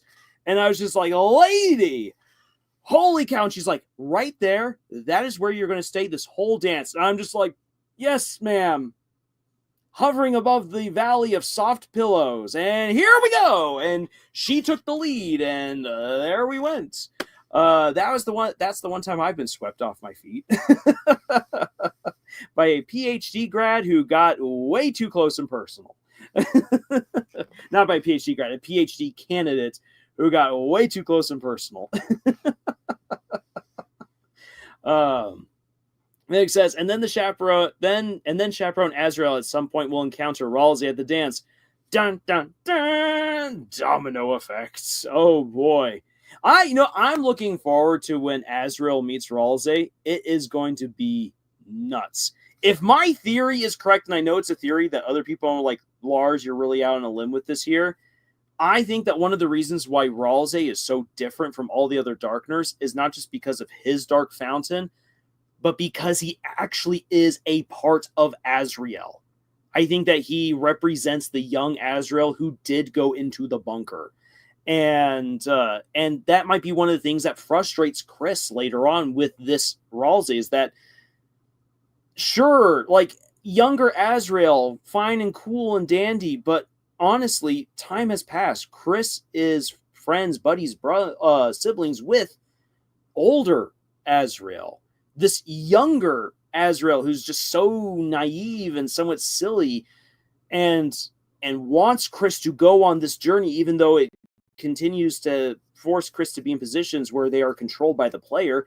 Yeah, I can see why that would cause friction between Chris and Ralsei. But Ralsei is learning. Ralsei's developing as a character and is growing up. It'll be very interesting to see, and I hope that we actually get Ralsei and Azrael meeting face to face. That will be very interesting. Berries and Cream says, I guess I never thought about it, but Susie does have her own computer. Her computer is the library computer. Yep. Art says, Ralsei to Chris, I think it is a mockery of what Chris wishes to be. It's like a living reminder of what Chris will never be. Oof. And I can kind of see that, but then again, like, man, when it, say Ralsei really is a mystery. What is Ralsei? What is a Ralsei? Say we know that Ralsei is dedicated to helping Chris be their best selves and make friends with everyone. That is the point, and Chris needs that. Whether or not Chris really likes Ralsei is still like kind of up for debate, but Ralsei is doing his job to help him out. The question is beyond Ralsei's role, because that's what Ralsei does. But what is Ralsei at the end of the day? That is a big question. Barry's group says Ralsei is Azrael's dust. Clearly. Clearly.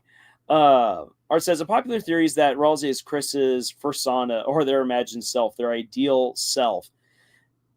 You know what? I could see where that theory comes from, but then again, I think that Chris does like being a prankster, and Ralsei's not a prankster.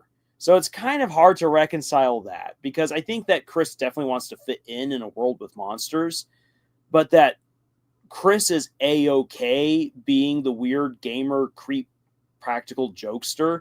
I think that Chris is actually okay with that. It's just that Chris wants to be accepted for who and what they are. And because they haven't gotten that, really, that becoming a monster would be that thing that Chris might hope would fix a lot of those problems. There's just so much about what Chris is ultimately thinking that we just don't yet know, which is frustrating and fun. It's frustrating because we would like to know. It's fun because obviously it gives us so much to theorize over, which is just good old fun. Yeah, Mimic says Ralsei is the goody two shoes. Absolutely. Or says, oh yeah, that's why I said ideal self, because they have their own impulses. Or why I say, yeah, ideal in quotations. Exactly.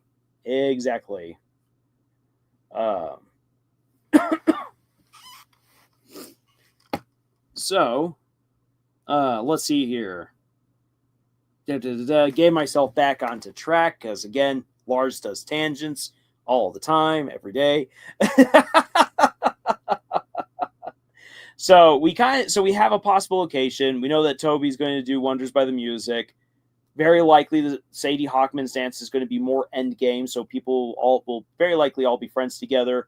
The crushes and everything like that's all going to come on out. The drama is going to be the squawking and whatnot.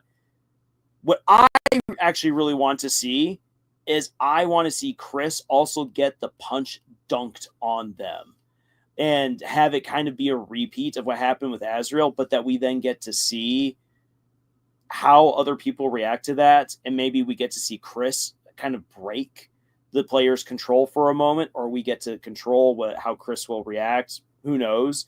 But that we'll actually get to see Chris kind of relive that legacy that Azrael went through.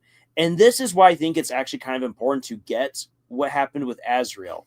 So, and why, like, it's not just simply, oh, here's what these characters are saying, and it's funny stuff that will remind us of Azrael. But I think that Toby wants to play around with a parallel.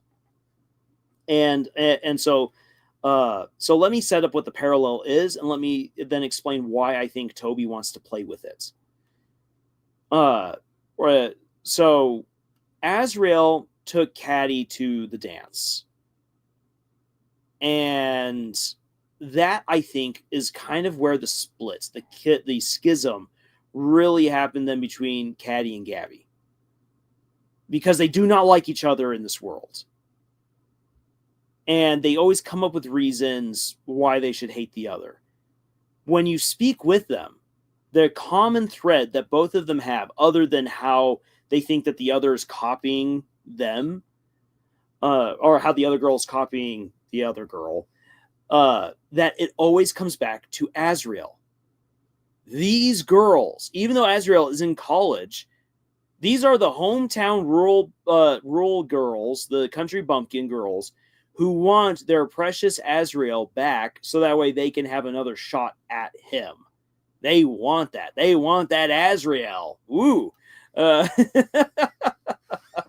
With the emphasis on Azrael. A little winky right there. Oh boy, I'm getting immature tonight. I think that Caddy and Gabby want Azrael, and Pizza Pants, whenever he brings up Azrael, like he's like, oh, back in the day when we were going around picking up chicks. No, that never happened. That never happened. Azrael very likely did not go around picking up chicks. However, the girls in hometown really liked him and were all around him. And Pizza Pants could convince himself that he had a chance with any of these girls because he was hanging around Azrael, while Azrael was getting all the attention from the ladies. So, Pizza Pants wants Azrael back in town because it gives him a chance to again be around the girls who are obviously avoiding him. Because he's, for crying out loud, he's talking about how a pizza slice picture is a girl in a bikini. It's very clear that this is a very lonely man. And he needs Azrael to get any kind of action in his horrible podunk life. So the culmination of this particular relationship between all of these graduated kids and Azrael, I think, came to a head at the dance. Azrael asked out Caddy. So Caddy is over the moon for Azrael and wants him so bad. But who knows if Azrael ever really felt the same way back towards her. Thing is, he asked her out, causing a rift, making it so that Gabby would always feel jealous of Caddy, cementing that these two would have a rivalry until the end of time. And Pizza Pants, again, is just like, I just need him around so that way girls will be around me by just just by the sheer virtue that they are around him and I'm next to them. It's an equation, don't you see? A plus B equals C. And I'm the B to Azrael's A, so that way I can be with C. With and yeah, just basically that he will be around girls by default. And what we know of Caddy recounting that night, that it didn't really end well. Azrael got his suit ruined. Toriel was angry. Who knows what happened if Azrael was even allowed to then take her home afterwards. Or anything like that. Maybe Caddy is dreaming of the day that he will take her home. Woo! My heart is all aflutter. And so what we're actually left with from that particular dance night is that we're left with characters being in a weird funk. They're kind of stuck in the past, and their relationships are all muddled and messy, and they're not positive. The relationship with Pizza Pants is not positive. The relationship with Caddy doesn't seem positive. The relationship with Gabby doesn't seem positive. It's broken. But the game Deltarune for Chris and Susie is about becoming friends with everyone. That is the end goal, according to Toby Fox himself, and he reiterated that again with the trailer for chapters 3 and 4. Oh, thank you, Braddy, not Gabby. Thank you so much. Who knows where the Gabby came from? Gator, Gabby. There's where my brain went. Yes, Caddy and Braddy. Thank you for the correction there, Arts. So yeah, you've had that schism between Caddy and Braddy, most likely going back to the fact that Azrael asked out Caddy rather than Braddy. And so you have that rivalry between those girls who are stuck in the past, stuck in some weird rivalry against each other. Pizza Pants who cannot move on and can't get a life. It's no good. You compare that to what's happening with Chris and Susie right now, where Chris and Susie are beginning to repair relationships between Noelle and Birdley, and between them and Noelle and Birdley. Or in Susie's case, actually forming positive relationships for the first time with these characters. And so since the object of the game is to become friends with everyone, I think that ultimately then to set up the parallel, to set up the parallel between what's happening with Chris and Susie and what happened with Azrael and the gang in the past, is that these characters from the past are not really friends. If we could recreate one of those horrible moments in Azrael's life, or one of those awkward, embarrassing moments with Susie maybe accidentally or purposely dumping a bunch of punch on Chris, that rather than things blowing up and getting awkward, friends are still friends. And we get to move on, showing that ultimately it's not this one event that broke them, but rather it's the effort, it's the unknown stuff that we haven't been told about Azrael's life yet, that led to these characters not really actually being friends. Or if they were friends, not being able to hold on to that relationship and have it be healthy.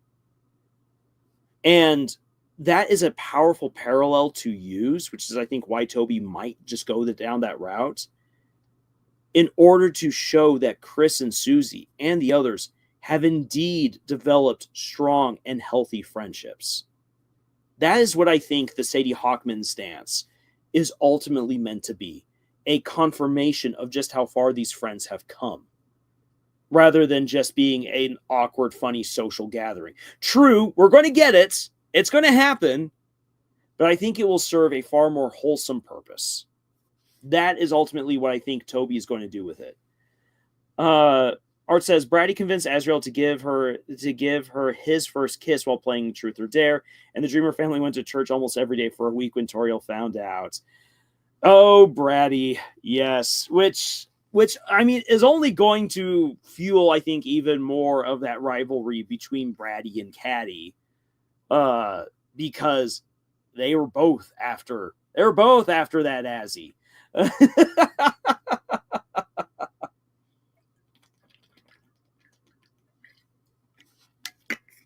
Nick says, wow, this is starting to sound like a Lifetime coming of age story. Kinda. That's kind of what's happening. Let's see here. Darkest says, no, Lars. Stop it, Lars.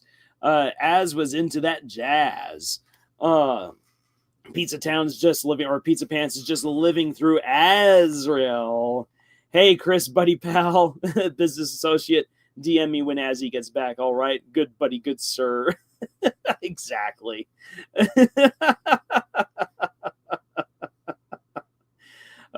Boo, get off the stage. Just joking. Just kidding. There's a joke I could make here, but I don't know if I should. I mean, well, I've already shared the embarrassing stuff right here. I say feel free to make the joke this one time around. Let me get another drink of water.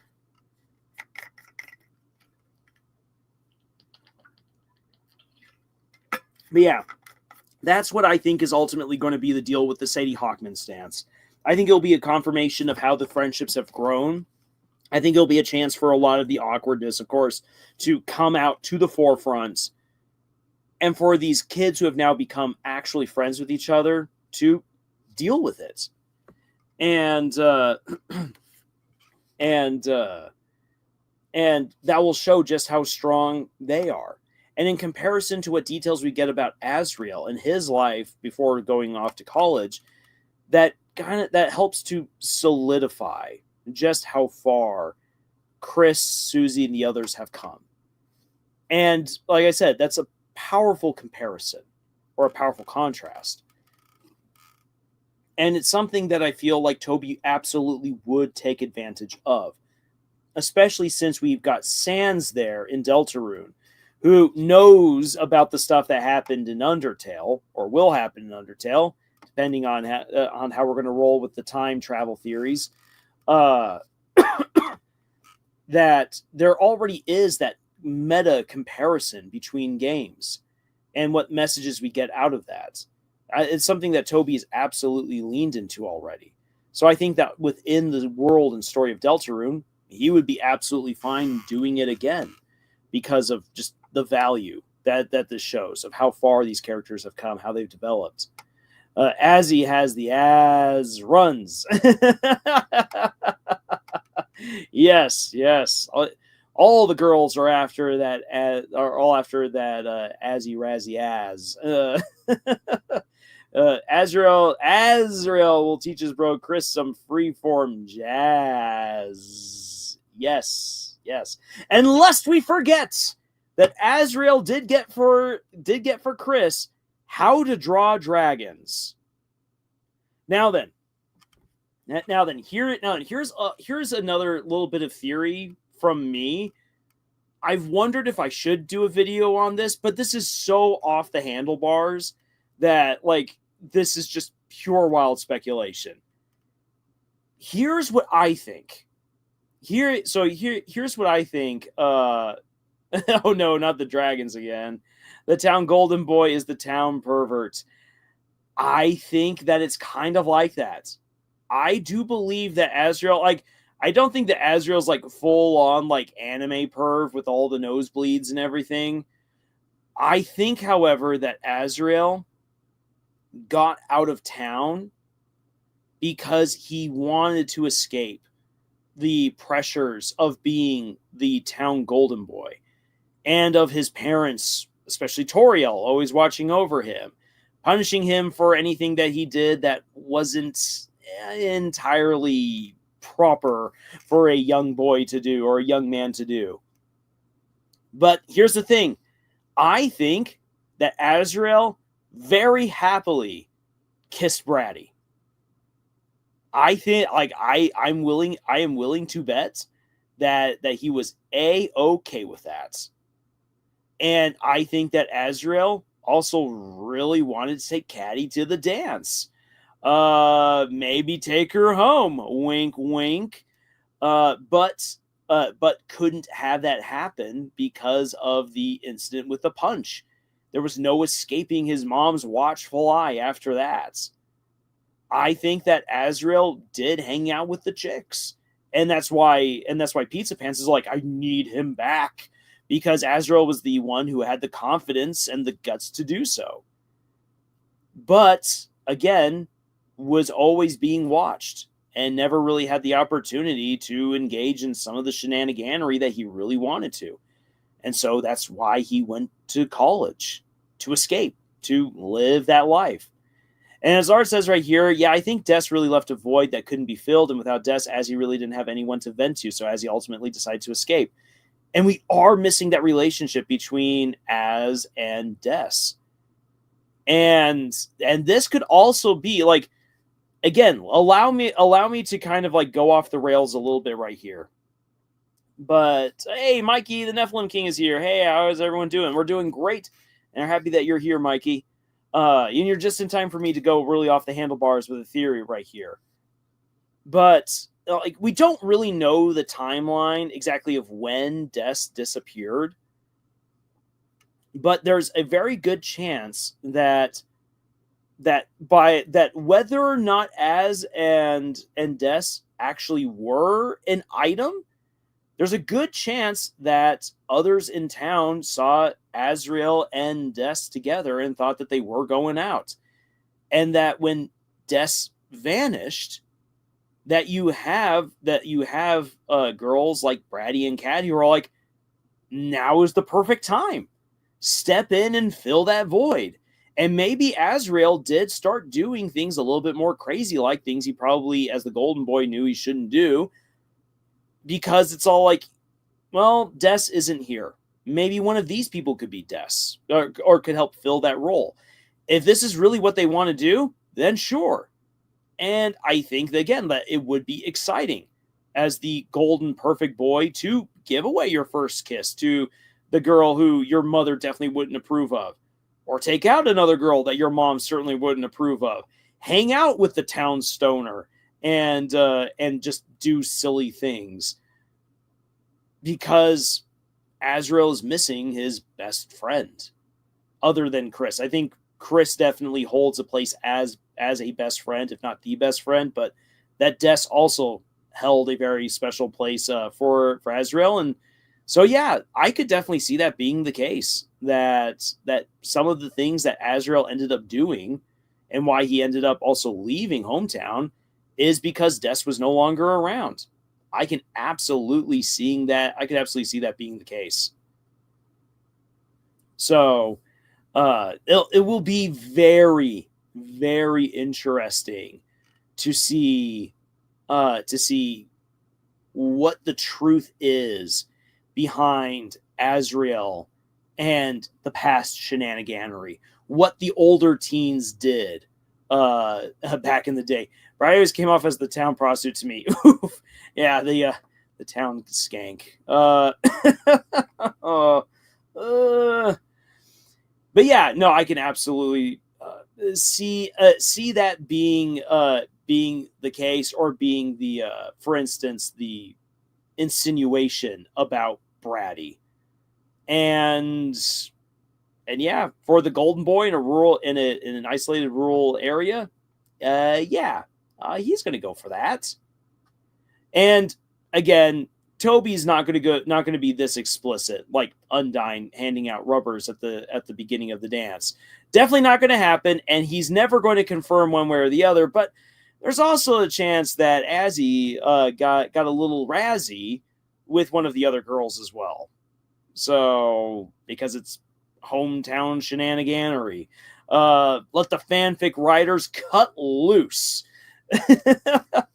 Then it says, being overly sheltered, royal goat boy next in line to the throne will make one want to rebel after all.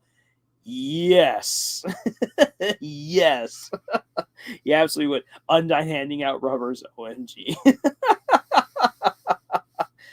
You know what? I now feel like I have to write a fanfic for this. as bad as it is. Oh my gosh! I'll make that. I'll make that a project later.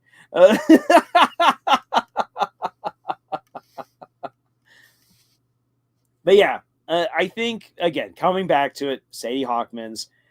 I think that that's. I think that ultimately, Azrael's possibly sordid past is going to play a factor into us understanding the importance of the Sadie Hawkman's dance. Of course, everyone now being friends will be another big factor. I think some of the awkward crushes coming to light will be a big issue. And ultimately, I think that as far as shipping goes, if there are any relationships that do become end game, I think that the Sadie Hawkman's dance is going to be the event that solidifies which ship ends up sailing by the end of the story. I think that that's ultimately the functions that it serves. And again, I'm all here for it because if Toby does it right, we get the venue, we get the awesome music, but ultimately it's about the characters, the relationships that we get to see on display, the drama and the dance moves. Oh yeah. He says that's an interesting idea. Yes, it's a very risque idea. Mimic says, by the way, Uncle Sans and Uncle Papyrus would totally embarrass Chris with their incredibly rad and wicked, spooky, scary skeleton dance moves on the dance floor. Yes, I need that. I need Bone Trussell on the dance floor stats. I need it yesterday. Actually, that would be really, really cool to get.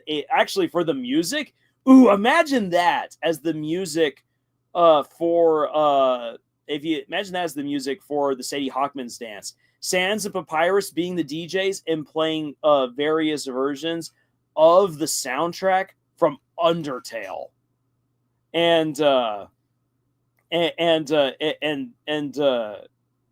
my gosh, I could see this happening.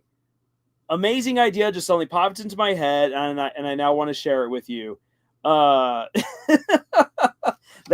That Sans is right there at the is right there at the board as he's selecting his next song, and then suddenly you see his icon, you see his sprite with his speech bubble suddenly get like a little bit serious as he then says, "All right, now to change up the feeling, who here is ready for a bad time?" And you then get and then it cuts with Papyrus being all like, "Here we go," and like slams down Bone Trussell. Like for that moment, everyone who's playing Deltarune is like, Megalovania, what's about to happen? And then just the rug gets pulled out from underneath you. Let's see here. Dork Stadium says, I don't know why, but I always pictured Chris and Susie dancing to Stay by Rihanna. Oh, that's cool right there. I like that thought. Chris does the Russian dance. Susie does the beat bop. Mikey says, cool dudes. It would be cool to see Paps and Sans do the Blues Brothers act. That would be really cool. Dancelova Trussell. Dancelova Trussell. Oh, there's a tongue twister for you right there. And I could absolutely see something like that happening. Toby, please make this happen. This would be really, really awesome. And if it doesn't happen, I will have to beg to the animation gods and people out there who take commissions to be like, I have this idea for a Deltarune Sadie Hawkman's dance thing. Could I please have you animate this, please? Because I am not that kind of artist, but I have a dream. That would be really cool. Actually, so as far as like a real world song goes, that I could see Chris and Susie dancing to, the Crocodile Rock, from Elton John. I could absolutely see that being a song for Chris and Susie. Because I mean, Susie's even in the song. though the lyrics aren't all that great for the person who likes Susie, because Susie left us for some foreign guy is one of the lines in the song. But it's still such a, oh my gosh, yeah, the Crocodile Rock is just so smooth. Like I feel like I always hate it whenever I hear it in the car, because I'm driving and I then hear that song and I'm like, I just want to like pull over and just start dancing, because it's a song that demands that you dance to it. Mick says, Sans a papyrus skeleton twerking. You don't need to have some meat on your bones. Oh my gosh. Susie left them for a human guy. Oh, I love that, Dorcas. Yes.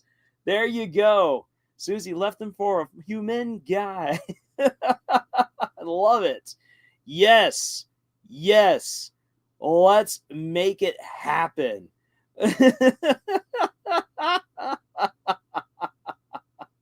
You know what? Okay.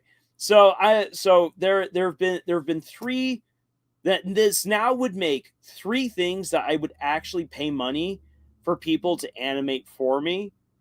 Like legit. There's a fourth one that I would love to do, and it would cost a Hollywood budget to make happen. So I can't really put it in. But the three that I would love to do. Now that you guys have got me thinking on this, my take on a Sadie Hawkman stance, absolutely make it happen. One that I've been talking with a friend about doing, and this would be a very bold undertaking, but this would be so fun to try to do. There is a D&D glory story of oh crud, it's not Old Man Jones. Let me pull it up right here. D&D glory story. Old Man.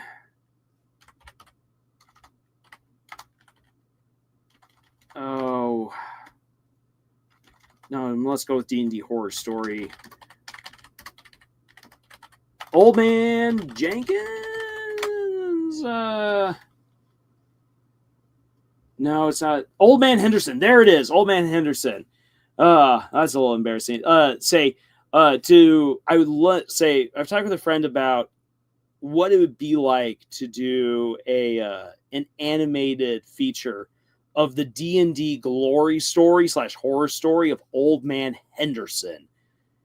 That is a bonkers, insane story of a guy who's just all like, this TTRPG's campaign sucks.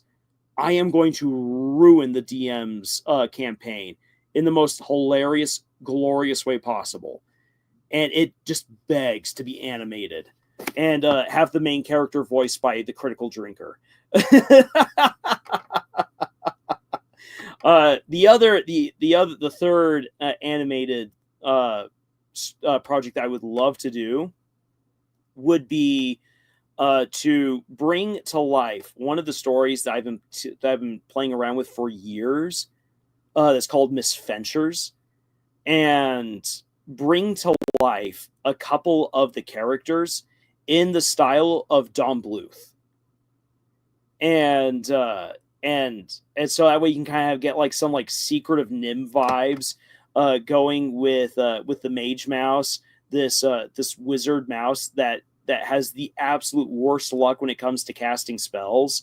But then you actually come to find out that his magic is actually like really bonkers powerful. It's just that it's very unflattering. A pirate captain who is a rat, and then a hedge knight who is a battle scarred orange tabby. Just those three characters, shenanigans ensue, because that's your main three in that story.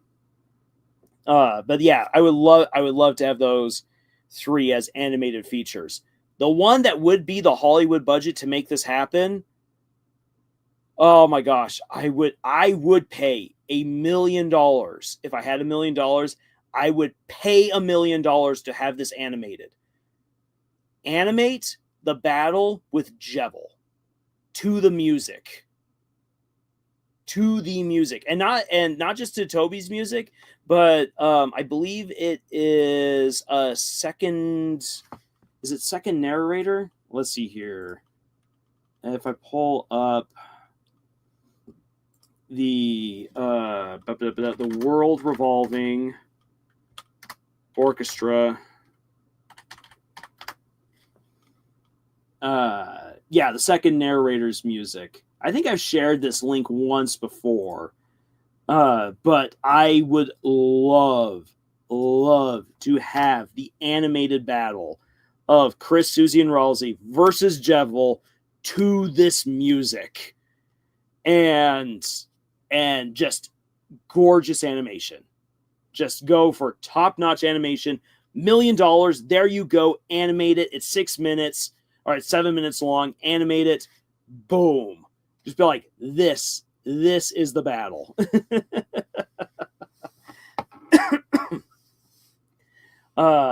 Let's see here. Meg says, and Susie should also dance to the song Blood is on the Dance Floor by Michael Jackson. It's that song Michael Talks sings about a violent lady in red named Susie. And Susie in game would totally have a red prom dress. And everyone would be absolutely drooling over her.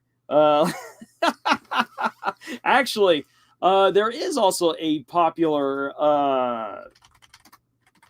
there is a picture an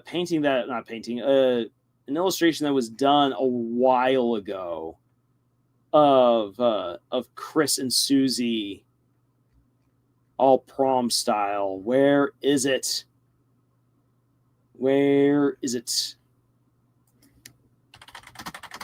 Chris and Susie dance.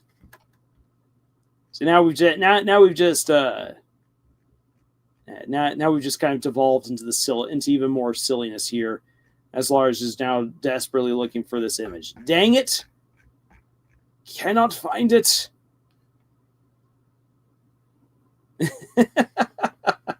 Chris and Susie dancing. There's that GIF right there. Ooh, this isn't the image that I was thinking of, but I'll take this one.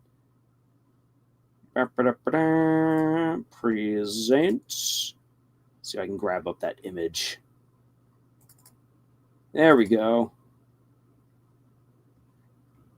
So I mean, that's right. Right here, Chris and Susie, going full ballroom style.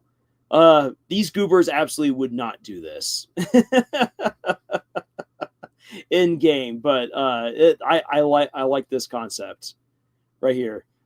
Mick says, OMG, we can't leave out Fabsome Drag Queen and iconic Bestie Metaton out of the school dance too. Oh my gosh, I would love to see Metaton at a school dance. Absolutely amazing. Yeah, Komu is great. Komu's she is a fantastic artist. Say, I've actually been recently in contact with her again to finish up an art piece for my book, A Study in Blood. She gave me the concept sketch for it, and I'm like, yeah, this is one of the reasons why this book is a rated R book. Oh boy. Dancing with the Stars Deltarune edition. Yeah, again, all of my books except for A Study in Blood, perfectly accessible for most audiences. A Study in Blood, you have to be a mature adult to read that book. If you're a teen who goes and reads it, you are an edgy teen, and I do not condone you reading that book. That is definitely a mature book.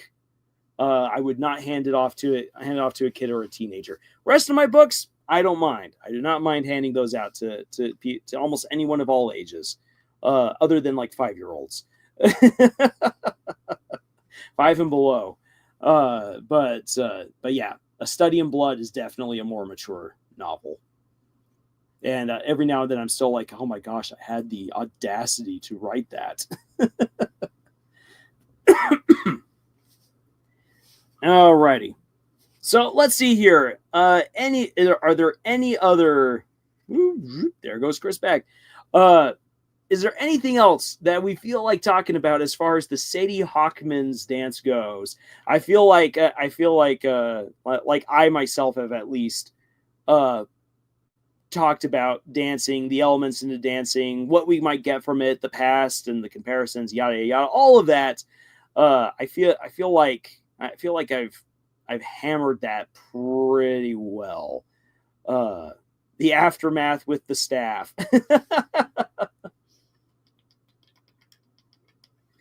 Okay then. So, thinking of aftermath for the Sadie Hawkman's dance, we know that no matter what, we're getting railroaded to a specific kind of ending. No matter which route you take, things will eventually lead to whatever ending it is that Toby Fox has envisioned. Will we get a cruisy confession at the Sadie Hawkman's dance? That, Dorcas Daydreams, is what I think will indeed happen. And the video that I'm hoping to release tomorrow is kind of complementary to this discussion, but it looks more at what's happening with Noelle. Because I think that Noelle is key to how we get to the end game itself. And this is where things get a little bit tricky, because it's ultimately a question of what comes first, the dance or the fair. Because if the fair comes first, that would change how I view what could happen at the Sadie Hawkman's dance. If the Sadie Hawkman's dance comes first, that is, oh boy. Then what I'm proposing in hopefully tomorrow's video about what would happen at the fair would make it even more of a gut punch, to be all honest. And it's like, oh. But I think that what will happen with Noelle at the fair is what sets us up for everything to be streamlined, no matter what route you choose. Whether you go Snowgrave or Pacifist, will lead you to that end game. And I won't spoil what exactly it is. I'll leave that for the other video. But I feel like the Sadie Hawkman's dance and the fair definitely complement each other as well. And if the fair comes before the Sadie Hawkman's dance, then the Sadie Hawkman's dance is kind of like the victory party for the main characters, as they feel like they've already solved all the big problems. Everyone's now together again. They're friends. And it could either be the big moment before the end events in Chapter 7, or it could be how things round out after all the big events of Chapter 7. So we'll see what happens. Because we just don't know when these big events will happen in chronological order. But if the fair comes before the dance is definitely going to be kind of like that triumphal moment where a ship like Cruzy definitely will set sail. Noelle about to pull a carry. Oh, that'd be awful. That'd be so sad. Arts, after Azzy left, Noelle became the town pervert in his place.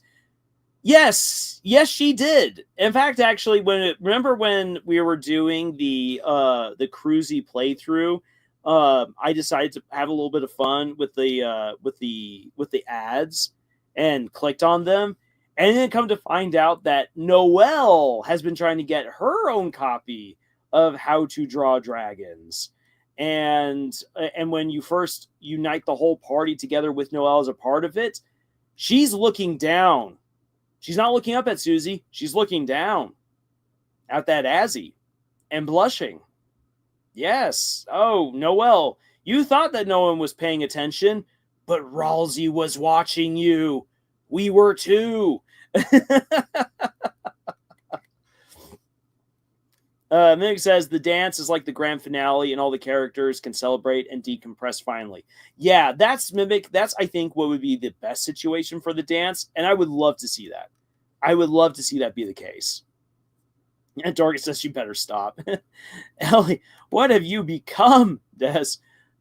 I became what you made me, sister. When you left, I couldn't stop myself.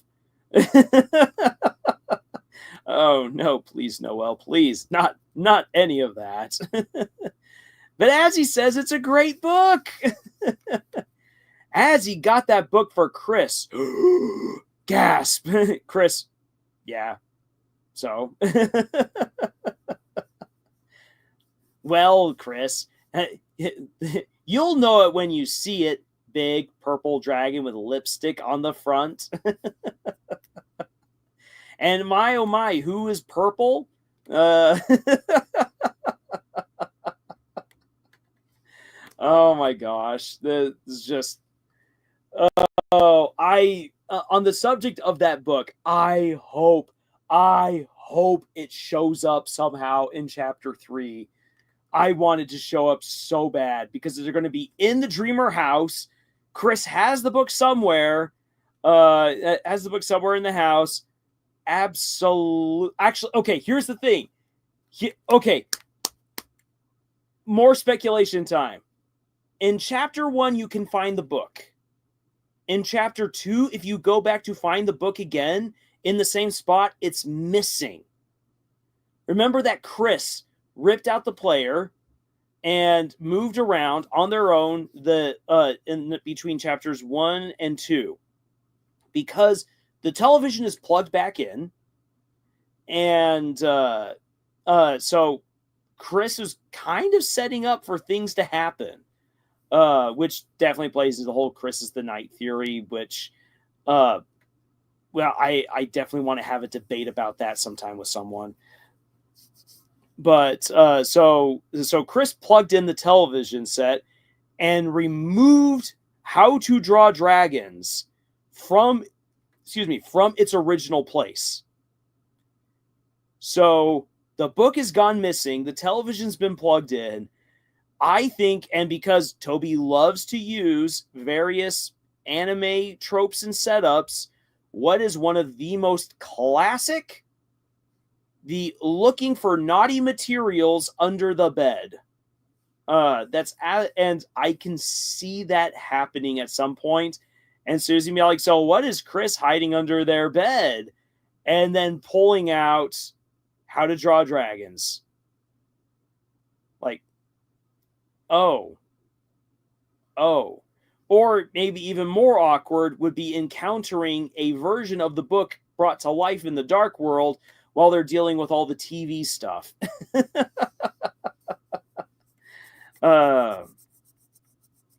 Let's see here. Arts, hey Christmas, can I borrow it?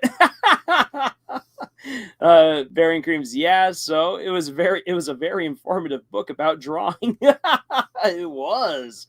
Dorcas says, Susie, I don't like where this is going. It's a discarded hidden item, so it's going to show up somehow. Oh, it will. Nick says, also, we will riot for our friend Metaton if we find out his date stood him up. Don't think of hurting our Metaton if you know what's good for you. Be careful, Metaton's date. Yes. Treat our good Metaton with all the sweetness this clunky cinnamon roll deserves. Pulling out the new secret boss from underneath Chris's bed. Oh,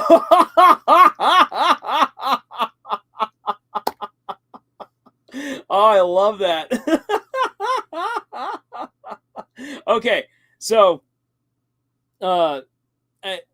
this is going wildly. This is Camille After Dark now at this point. Thinking of pulling out stuff from underneath the bed. So I recently listened to a podcast that was very embarrassing, but also rather informative in a very awkward way, about sex during the American Civil War, and how there's actually literature based on this topic, and it is insane. And something that, oh, that's a sentence to join back to. Yes, iconic. Welcome back. So thinking of pulling the secret boss out from underneath the bed. It's very rare to find. It's very rare to find, but it is possible for someone to find the steamy novels that were published for Civil War soldiers back in the 1860s. Because you have all these soldiers who are feeling very sexually frustrated while they're out there at the front. And so publishing companies made smut available for these soldiers to purchase. And you can actually go back and find these books. And oh my gosh. I had a good laugh with Scott and Camille and Nathan about what if that was like the setup for a story of a girlfriend. Be like, so what does the guy have under his bed? Pulls out this ancient trunk, opens it up, and it's not full. It's not full of current day dirty magazines, but Civil War smut. Oh, it's so bad. Oh my gosh. Art says, I believe it. A comic book creator showed me a soldier handbook from the 40s that had sections on sex. Yeah, no. Yeah, and actually also, I once realized, like, I had this moment of absolute shock once as a teacher where I was showing World War II cartoons to my students to entertain them for a little bit and just make things different. Not just be all like, so World War II, punch the Nazis, which is always a ton of fun, but it's surprising how many teenagers do not care about World War II and are not enamored with all of the wars and drama and politicking and assassinations. I mean, World War II is insane. So I thought, you know what, I'll grab some of their attention by showing them some Looney Tunes cartoons. And there's one scene in Commando Daffy where there's a bunch of pornographic material that the Nazis have in their bunker. And I'm just like, oh my gosh, what am I showing these kids? But none of the kids noticed it because they were all paying attention to Daffy Duck and not what was in the background. But I was like, this is not an appropriate cartoon for children. Oh my gosh. These dirty animators from the 40s, what were they thinking? We're no longer just scared of the monster in our bed now. I will never ever snoop under my parents' bed ever again. Iconic Union ex-Confederate thick Wen. Yeah. Oh my gosh. So yeah, I'm looking forward to How to Draw Dragons popping up in some awkward way, hopefully in Chapter 3. I want it to happen so bad.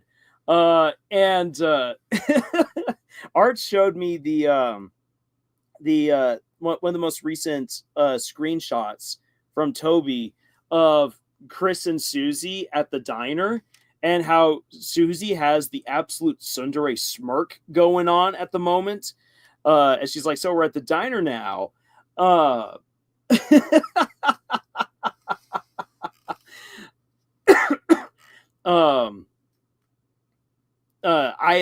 That scene will be even more hilarious and meaningful if we come to find out that Susie found out about How to Draw Dragons being in Chris's possession.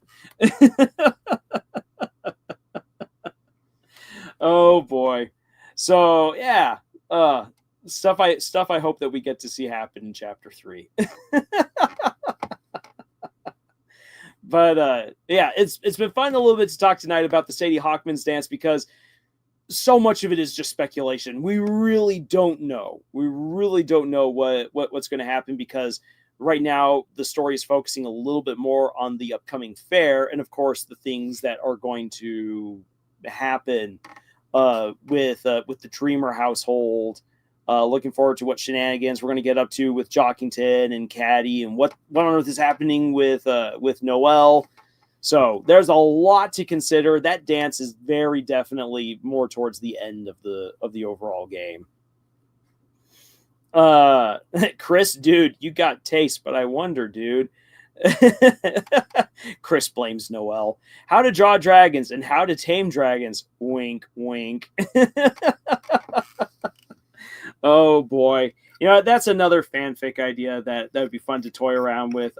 So yeah, Susie finding the copy of How to Draw Dragons, and how is Chris going to react to that one?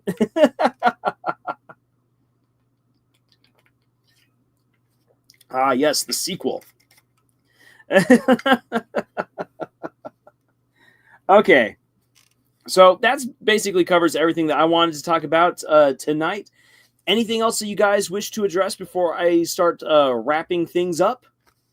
Say this was a bonkers live stream, and fun too. Holy cow! We're definitely seeing After Dark Lars in this live stream. I'm loving it. Yes, this is Lars. This is me when I'm like, you know what? We're gonna get a little bit spicy tonight. Oh my gosh. This is another example of what happens when there's no one here to restrain Lars from doing dumb things.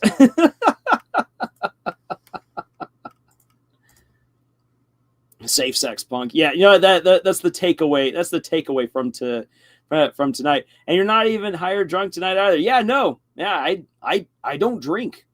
I don't drink, and I do not like the sensation of getting high either. So that's just stuff I don't do. So when Lars gets unfiltered, it is absolutely a conscious choice on his part, which makes me at parties even more insane, because it's like I don't need liquid courage to to do dumb things. I drank Pepsi with sugar, guilty as charged. Gasp. Yeah, and most definitely, I'm going to have to take the whole safe sex punk and put that into a fanfic. I told myself I wouldn't do any other cruisy fanfics for a while. I was going to give it a rest, but dang it, after tonight, I feel like I need to do this. Like, I don't either. Just high on life. Virtual 5, Lars. Yes, Virtual 5. There you go. And there's the actual clap of our virtual hands meeting.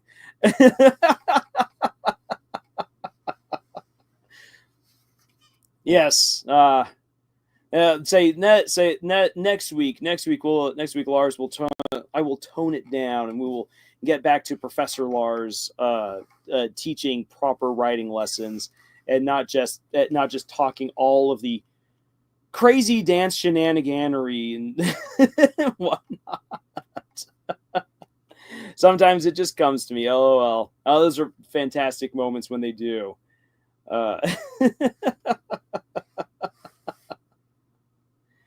Okay, so I think that'll do it for us tonight, and I'm going to go and I'm going to get myself some much needed dinner, because I actually haven't had the chance to eat yet tonight. So I am beginning to feel mighty hungry, if I do say so. It makes sense, but some of us crazy sobers have the ability to make drunks actually look sane. Yes, though I have been around some really insane drunk people before, and oh, holy cow! Actually, yeah, but hold on a sec here. I'll quickly share two insane stories, and then we'll move on. We'll wrap it up. But real quick, right here, Mikey says, "Oh, LOL, this is what makes Lars an awesome guy." Have a good meal then, says Arts. Yes, I intend to have a most delicious meal.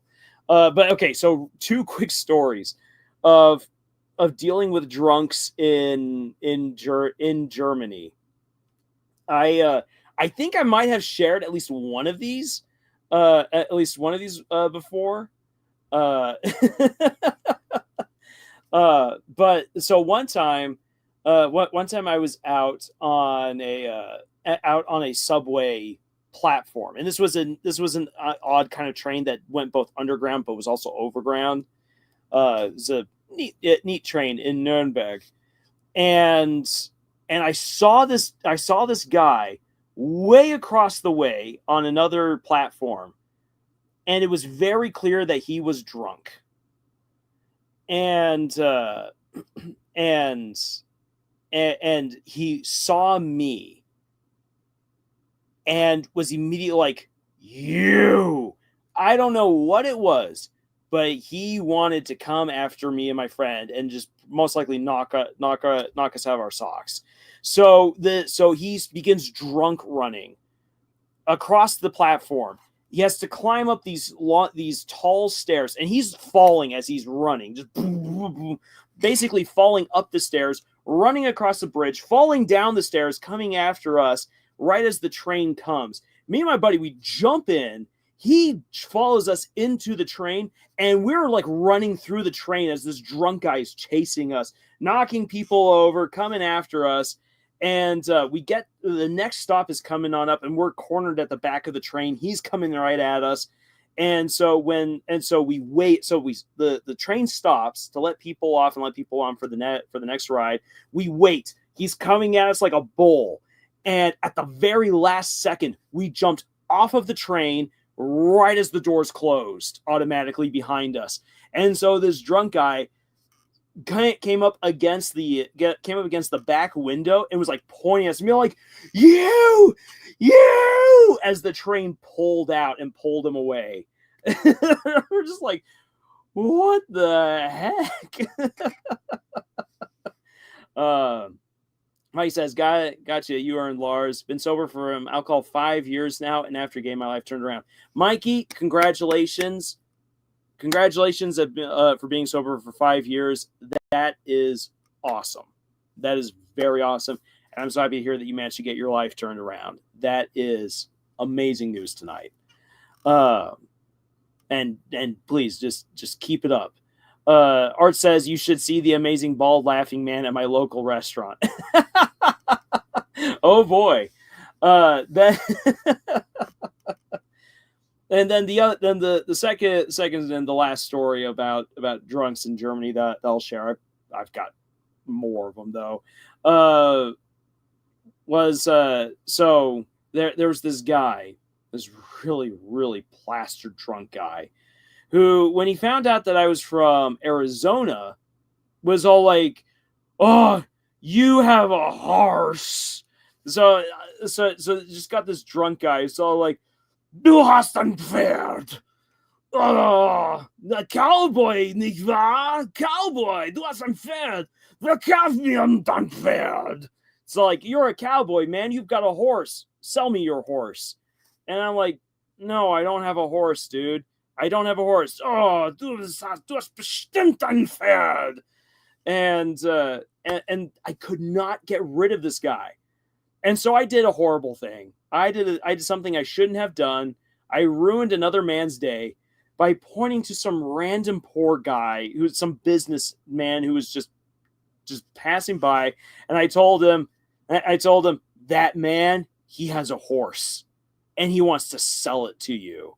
And the drunk guy was like, really? And I'm like, yes, he does. And so this man just literally flops on over after this other guy. And he's just like, Servus, Kerl, Servus. Du hast ein Pferd, bitte. This poor businessman was like, oh, what the heck? And tried to run away, and the drunk man followed after him. And I'm like, I'm so sorry. I am so sorry I did that to you, random sir. Please know I did not mean it maliciously. I just really needed to get rid of this drunk guy.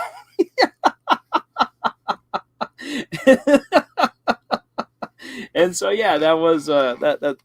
Oh my gosh, I have got loads of stories of crazy drunk folks in Germany, and a few in Austria. Oh geez, Cowboy Lars. You know, I do like going horseback riding. It's a lot of fun, and I like being around horses. horses can be intimidating, but there's something so calming about being around a horse. And so long as you do not curl your fingers as you present food to a horse, it's so cool having a horse eat right out of the palm of your hand.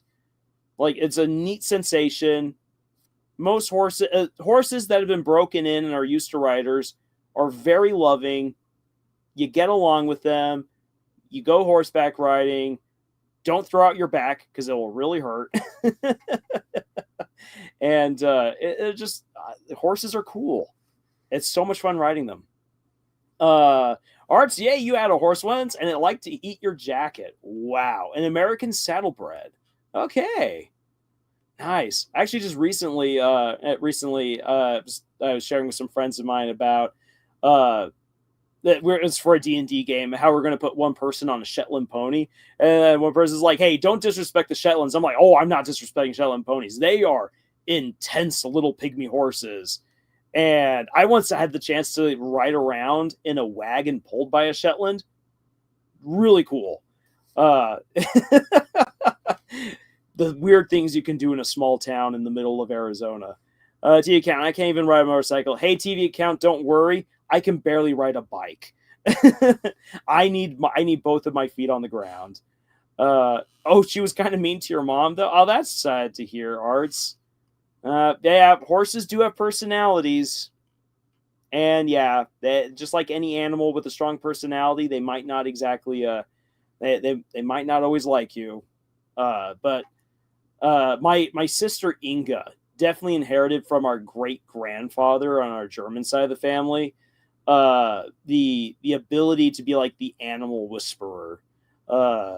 And my great-grandfather, my German side, Opa Friedrichsen, loved horses. The man actually wanted to be in the cavalry, in the German cavalry.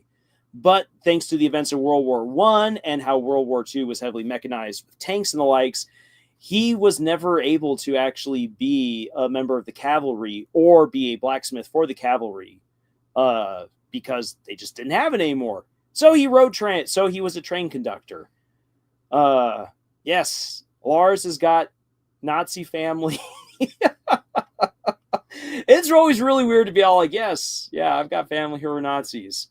I got stories, but the right time and place to share those stories.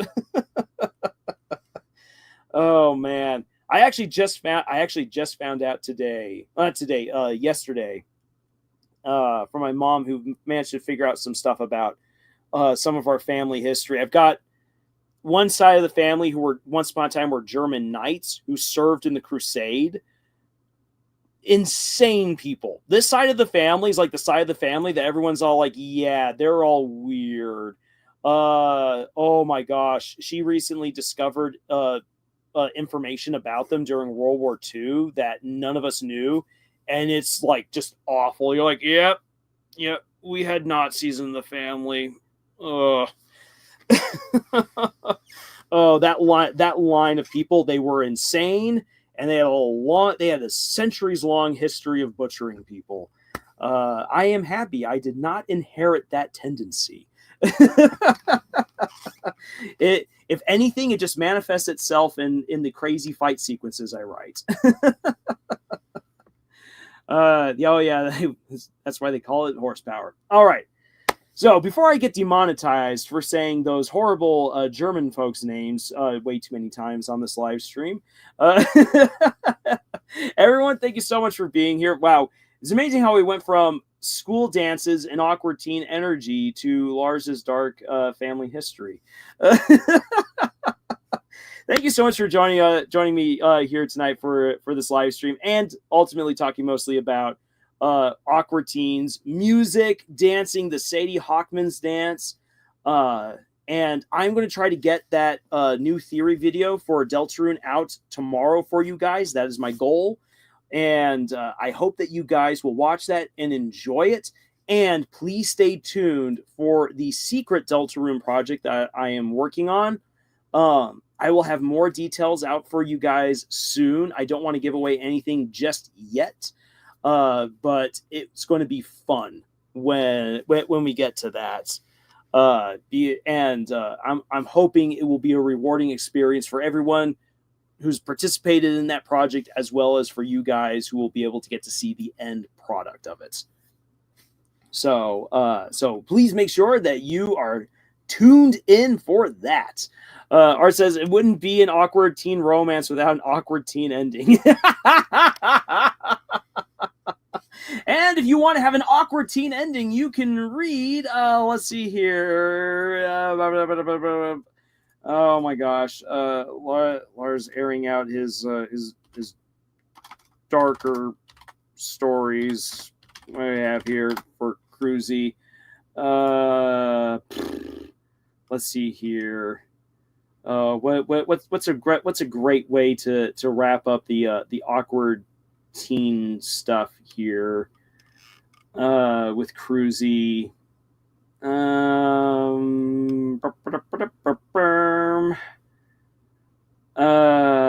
know what? Let's not, even though we kind of did Lars After Dark, let's not go quite so Lars After Dark to wrap things up. We'll do, you know what? We'll do the Great Cruzy Bake Off. I'll quickly share with you guys the link for that story.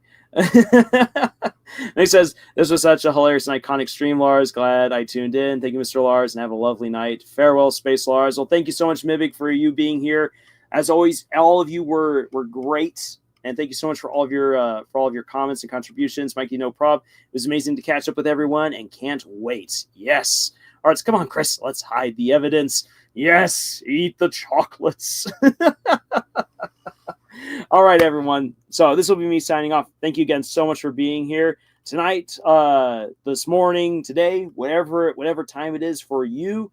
And until the next video, y'all, be ready for some awkward dancing, because we all need a chance to just kind of cut loose. Hope you manage to find someone to dance with and not just be a wallflower. And until the Sadie Hawkman's dance, y'all, choose.